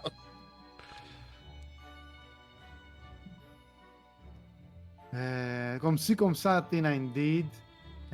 Tell me if you are, you want to do something before I move things on. Again, it represents the hectic speed of the magistrate itself, the situation.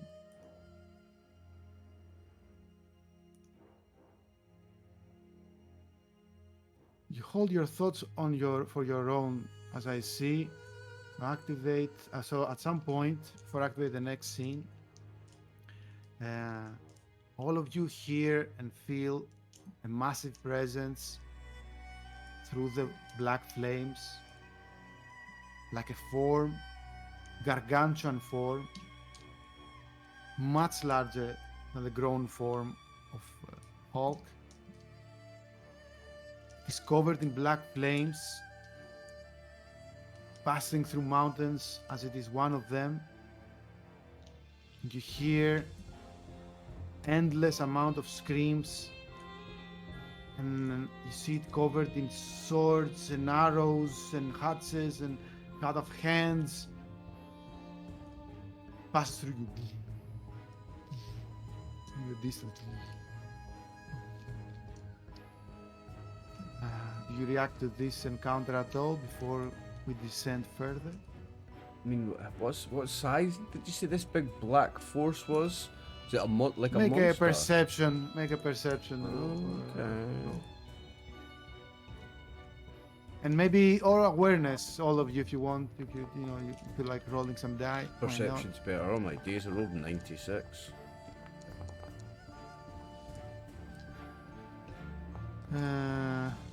Also, All failed. actually, you all fail. You couldn't estimate. You were kind of afraid, and you kind of looked away. Oh no. You're not at your best. Comme ci, comme ça. So, at In some fear, point, seeing this giant, I want to grow. This makes you feel small. Actually, yeah. If you grow, you gain 100 temporary life. Yeah. It will keep you alive for more than the others, to say the least. Yay! You get to watch us all die. Can I wrap? 100! No! Critical failure, my friend. Why are you doing this to yourself? Stop critically failing. Just stop it. Oh. What happens with that? Does he disappear into like a tiny little dot? Explodes. Oh my days, as Oliver says. Let me see. Yeah, the condition is fatigue.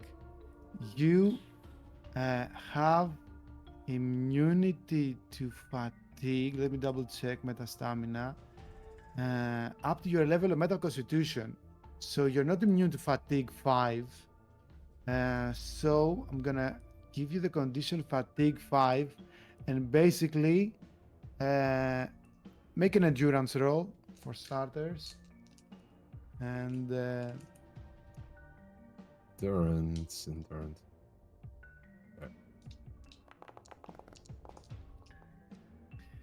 you're extremely lethargic, but they don't have to carry you. But at some point, you see Halk trying to then become like an old man, 10 years older, gasping for air, sneezing, coughing. Terrible situation. You started to think that you may not survive this, and maybe the magistrate is going way too deep. I told you we should get out. I don't know how we were getting out. Here, Magi man, that big fucking bloke over there is wild scary. Can you send us back? Because it's cold here. I'm getting older and I'm getting crippled. I could die. You don't want me to die, do you? What if I told you I can return you back to the living even if you die? Keep going. Answers lie right ahead. You're about to witness one of the greatest marvels. And as you through the mountains, through the black flame-covered mountains, you make a turn. You don't know if it's a sandstorm or it's so much ash around you all the time. But in the distance, make a perception roll, everyone.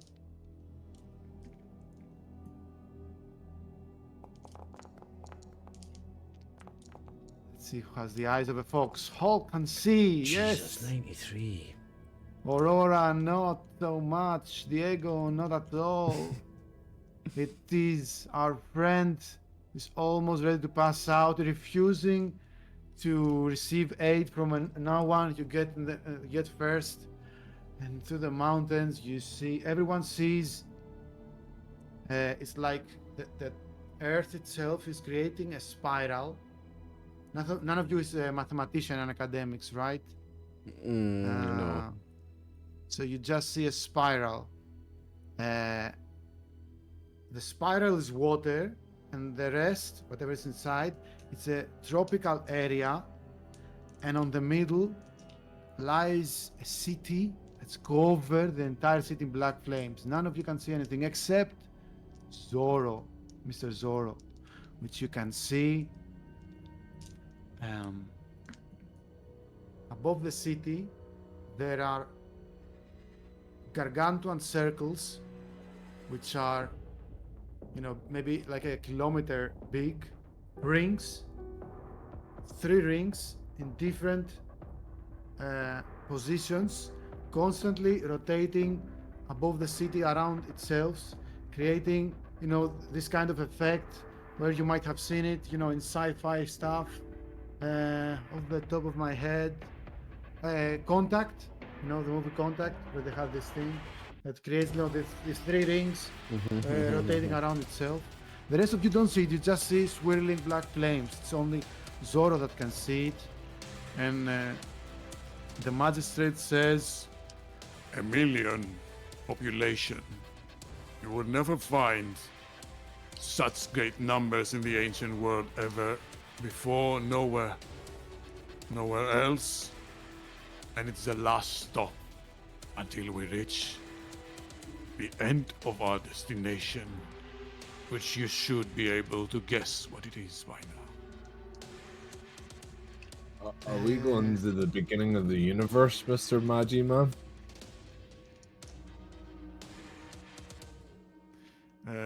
there is no answer, just a laugh echoing. Do you approach this city? Do we know what this city is? Is there any clue as to what it is? If there was a 1 million population city at that, do we know what time we are in now and where this might be? Are we still in Africa? Yeah, you find that interesting with your academic knowledge that there wasn't a city with 1 million population up until Rome, theoretically. Especially now that you are thousands before Christ years, you don't really know how many. Even for Atlantis. Sure. Ooh. Your character has an intuition unlike no other, maybe. Do they have a shop that sells coats? Because we keep getting cold. Are they advanced enough to have coats? Is this Atlantis? Are we about to see 1 million people drown and die?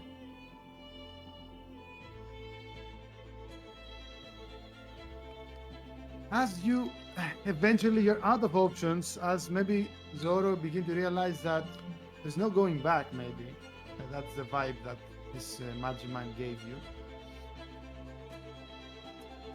So you go through the spiral, to the desert, to the tropical biome, and see the candle, you hear the voice, and eventually you come in the circle of at the center of the spiral. You cannot see anything from the city. It's only Zoro that you see him looking up high, super amazed.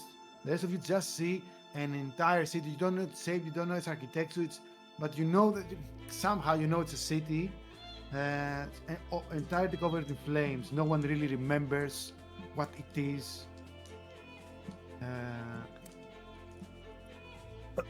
It's Atlantis, Any isn't it? Rue was onto something. Any last remarks? Questions? Bonjour. And what is it that we are to you? What is our role in your story?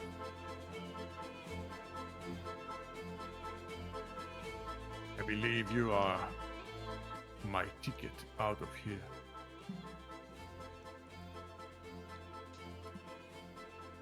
Do you think the conductors are going to try and open up some gate to try and save us? Because it's not going to happen. They told us to fuck off. Yeah, they said we're on our own. We're not sending any backup. There's no get out plan.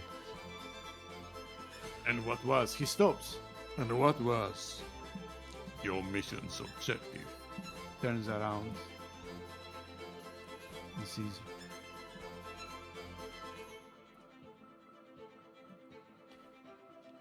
To put us... As you see, you're not even sure what it was. I'm not going to tell him because then it sounds bad if we let him know that we're kind of here to find him. So I don't want to tell him. We were coming here to find out what happened to you because you stopped talking to the people. Why'd you cut off communications, you fucking weirdo? Oh yeah, to his best friend. I'm like, yeah, you're me, and your friend likes you, and you would talk to him, and now you killed a bunch of people, and now we've gone through time. Just because you want to talk to someone. Just because you won't talk to your mate, aye. Because you Yeah. won't text your mate back. You quite No. literally went ghost. No answers to all of your questions, and lashes out against him as he goes further and further to the center of the spiral towards that black flamed city. And as he approaches its gates, there is an entity manifesting before the gates. Tina, from what you can estimate, it's about the same power level as the other two that you have seen on top. On top, I mean, the one that possessed your friend, and the other that was the grandmother, or in the level more closer to the level of Eratosthenes, rather. You can maybe all of you begin to learn a few things from experience of this place. The more these entities are covered in black flames, maybe the more powerful they are. So this one is pretty covered. It's levitating. It's a man native to this land, covered in gold, in such an exaggeration that is similar to Xerxes from 300. You know, Oh, wow. gold piercings everywhere. Maybe not, not grotesque. Doesn't really pierce himself over here, but he has all the fingers are gold rings. Everything is. You've never seen a man covered in riches and gold more than this spirit. That's levitating in front of the gate and proclaims towards Magistrate and says, Magistrate Akkadi. Sorry, mixing the voice here. Magistrate Akkadi. En men lu agna.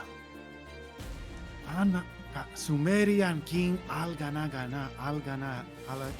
a long name. What are you doing here?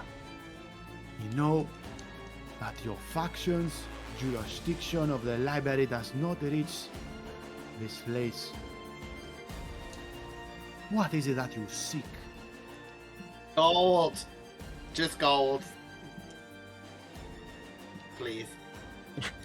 What you say out loud that like the magistrate seeks gold. Yeah. Interesting, because this spirit turns to you, which hasn't noticed you yet, and says, wait, have I changed the scene? What scene are we? No, sorry. It's again mostly theater of the mind, this scene. But just to have some visual. So let's say here, the left side where the many flames are, it's a gate.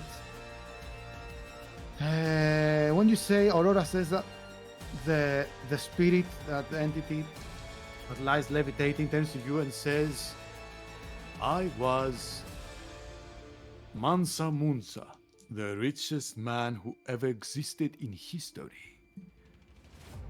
But even in all my power here, it pales in comparison to the one that's here before us, to the concert master. You know your place well, Animus. And you know my titles too. But know one more title, that it eluded me also up until most recently. I am the founder of Aridu, the first city, and therefore I am the first city on the first timeline, and therefore I am the founder of the Veil. make an awareness roll, each of you.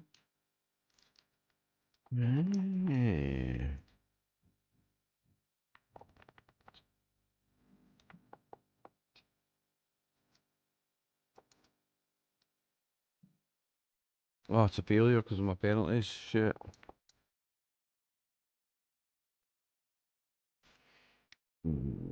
Continue. All fails. Yet there is still one that is above you. Should you try to cross here and take these fledglings with you, you're about to meet him. You can try to stop me, but you will fail, as I have the protagonists with me. And the ghost look at you surprised.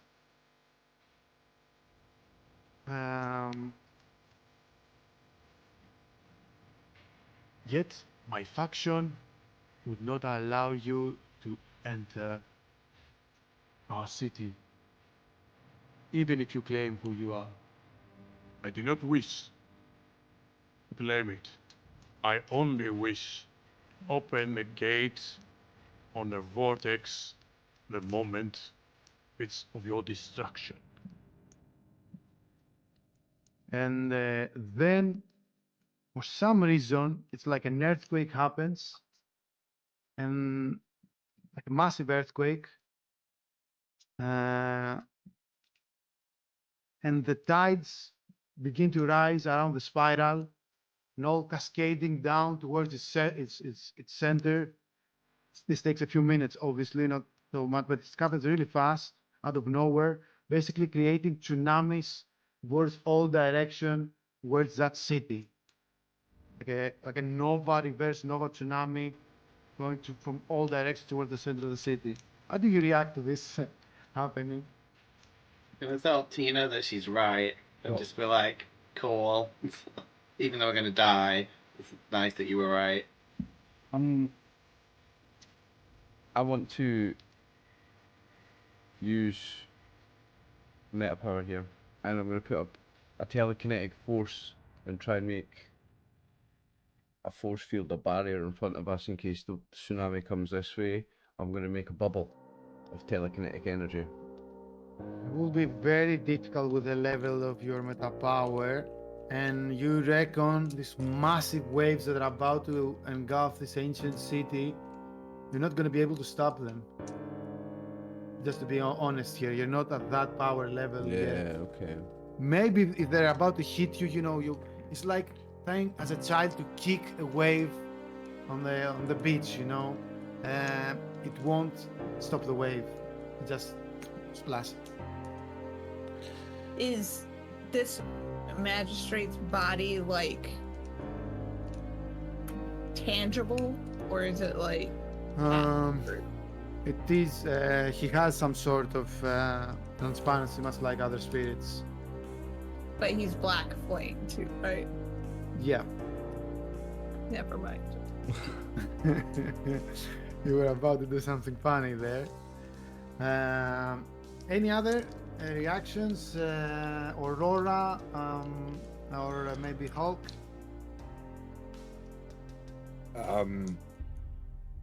Seeing the city start to flood, I panic and tell the man with the gold, and I'm like, you gotta evacuate the city, and like runs towards the gates and tries to grab it to open it. The door won't open, but let's see from up close. You see that almost magical device of kilometers high rings circling the city, and it begins to circle more, faster. The rest of you just see like an impending storm and clouds swirling in the spiral, much like the spiral on the ground, the spiral on the sky. But it's only Zoro, for some reason, was fated to see exactly that. And when it reaches a massive speed, the circles, something is being created in the middle, like a source of energy. Tina can somehow discerns this energy in the middle, some cosmic energy. And then the waves crash from all sides. The magistrate opens a gate, and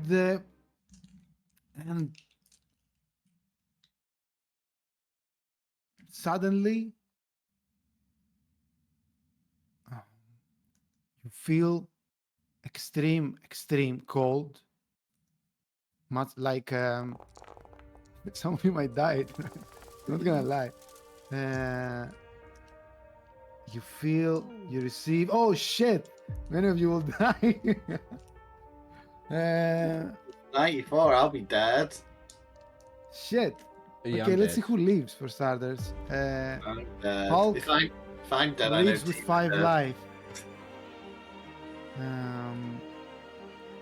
Diego does not leave. Let me put you to 1 life and see where this goes. You can spend 4 out of your 5 to leave. Aurora, you don't get to leave. You can spend 4 out of your 14.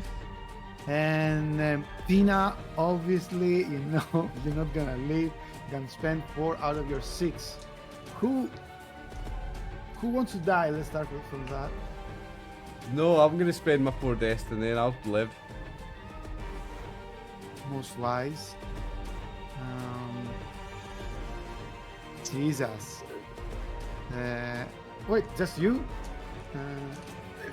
Well, I mean, yeah, I'll do it. I kind of want to like hold on to Tina and be like, let's test the destiny. So, Tina, it's not been a good day for you, is it? You've died like twice. Died twice. Today. Just Yeah. today.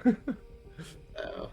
Yeah, I'll use my poor destiny. Destiny I'm not has gonna been die yet. spent, and Parting words for me. I'm not gonna spend dust because this man said he was gonna protect us from. Oh, yeah, he did. Oh. wait, you're not gonna spend your destiny, your 4th He destiny? was gonna protect. Ballsy move. Okay, so you're keeping your destiny, and It's not I'm taste, changing- the taste of life. I'm going to hold Tina just in case I have to do something to, you know, if he doesn't help her. what happens is that when you open your eyes, you're levitating into the stars, frozen, most of you to death. It is only Tina that's not fully responding and just have become fully an icicle and float. The rest of you are living like that. And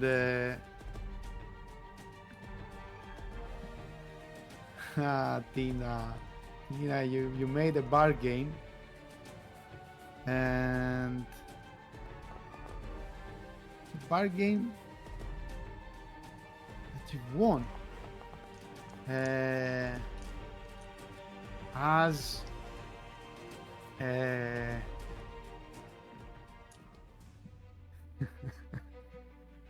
take the condition Tormented 3, which reduces your soul by 15% as you, this time, you did experience death. And your soul is pretty high, you're gonna manage it. And it is the magistrate that spends the next 8 hours bringing her back, while in the meantime you realize that there's no earth, but you still gravitate towards something. Your weight is immeasurable. If not with the magistrate, you would be crushed from your own weight. And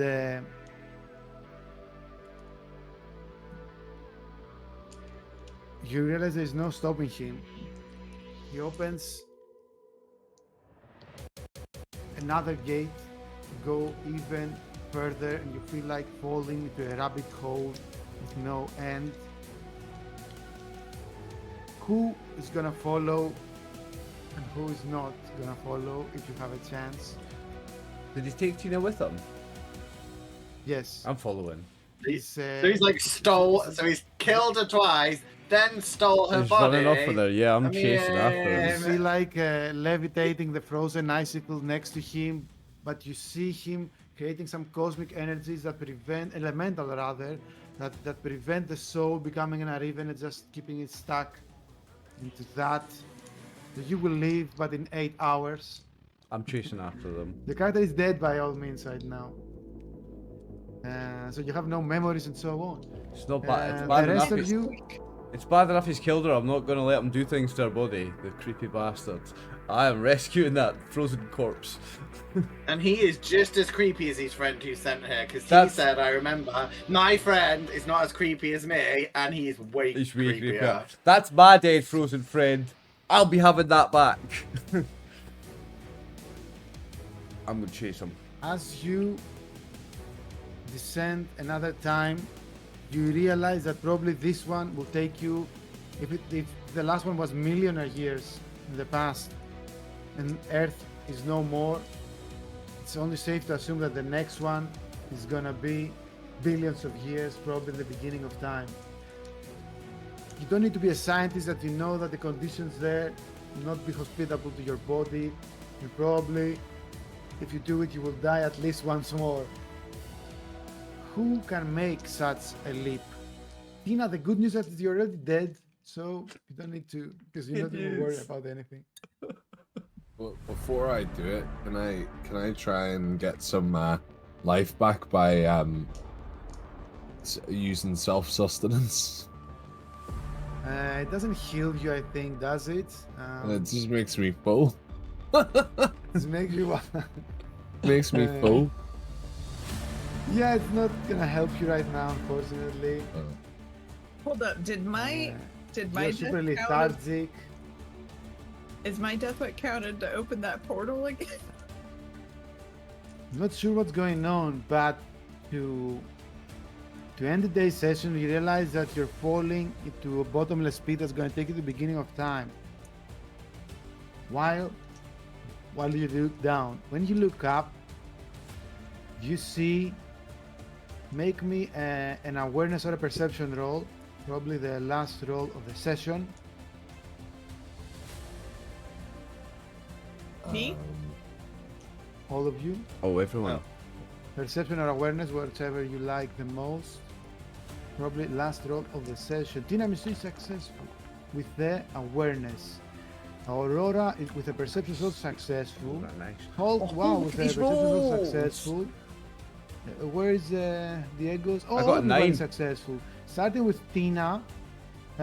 Tina with awareness, you just feel a resemblance in a new silhouette that appears out of the vacuum, basically.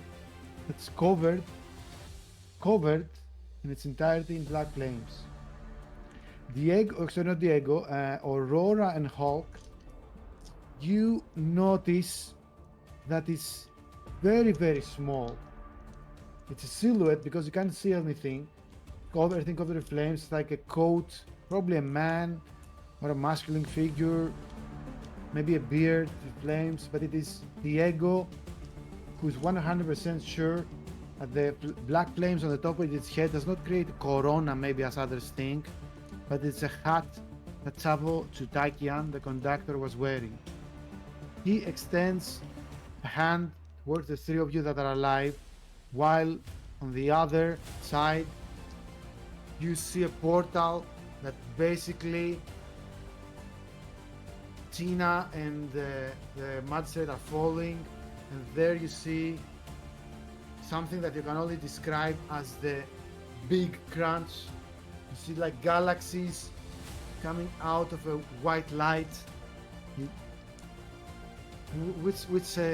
What do you do? Try to grab Tina. So you fall with Tina. I'm gonna grab because I'm gonna try and grab Tina, and then I'm gonna try and grab onto this shovel figure. And if I need to use my meta power to pull her towards me, I will. But I'm grabbing him, and I'm gonna so that's what I'm gonna do. I'm gonna grab his hand, and then this is that shovel guy, and he's got a portal open, and I'm gonna use my telekinetic force to pull Tina towards me. Before I ask for rolls, let me see the other two are gonna do. I'm gonna hold Halk's hand because I'm like, well, if they're holding hands, they're not being left out. So I'll grab his hand. I'm gonna shout over to Manny and go, Manny, your mate's here. The one with the hat, the one that you fucking ghosted, you prick. I think you should come and talk to him.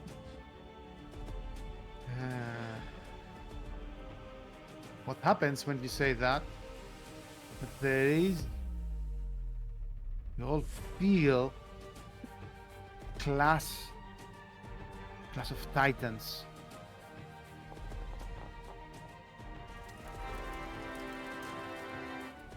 Wait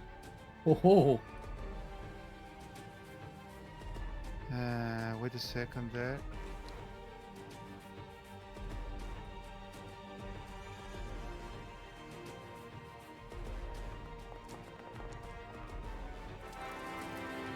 Holy shit!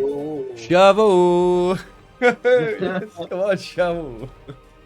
Wait, which one is better now? It's like, because it's like one of them got slightly better. One's 160, 157. 160 minus 14 is 146, whereas the other is 140.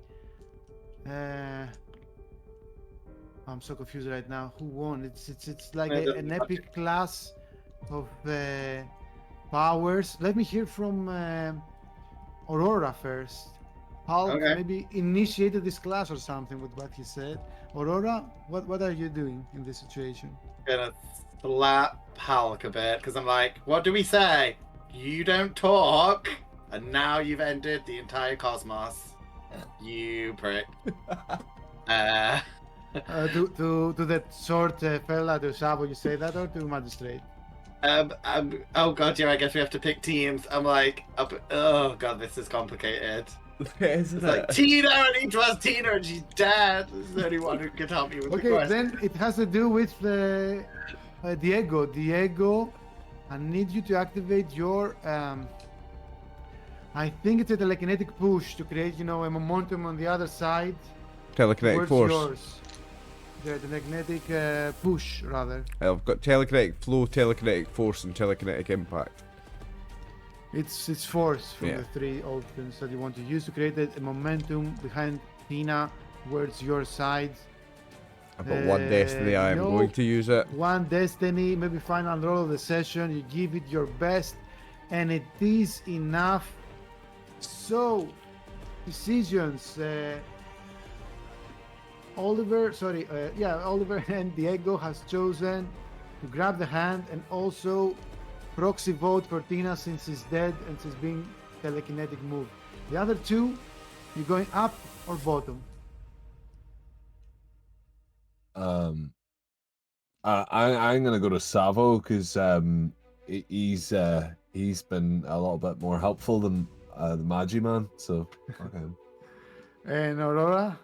Oh, I don't know. Can I like try and cosmic psychically connect to Tina and like ask her what I should do? No, no, no, no. For many Dad? reasons, no. You're just gonna have to choose where to gravitate towards. You can reach the hand, or you can let go and fall. The beginning of time. Oh, I'll just go with everyone else there. Yep, I thought so. You see Tina and Diego doing this motion, frozen Diego, red eyes, but eyes everywhere. You felt like massive gamma radiation coming from the beginning of the universe, so maybe it was a good idea. You will definitely die once more if you go there. And once you all catch the burning hand, it fades into black, and we conclude today's session. I have been your host and editor, John. Thank you to RxOliver for hosting and producing you this session. Thank you everyone for playing, and see you in a couple of weeks for episode 5, where we begin a totally new mission, where we're going to discuss off camera here with the player whether it's going to be Aether or Astral.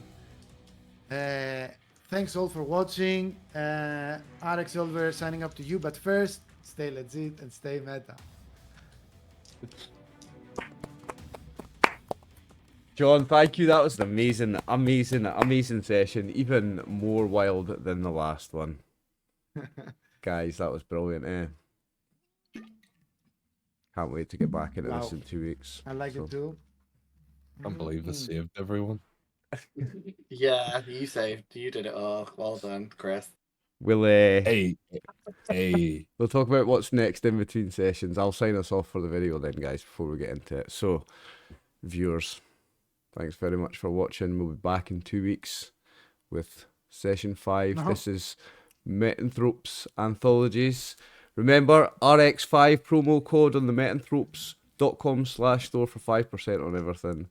I'm RxOliver. This is the gang. We are signing off. Thank you so much for watching. Stay legit. Stay meta. It's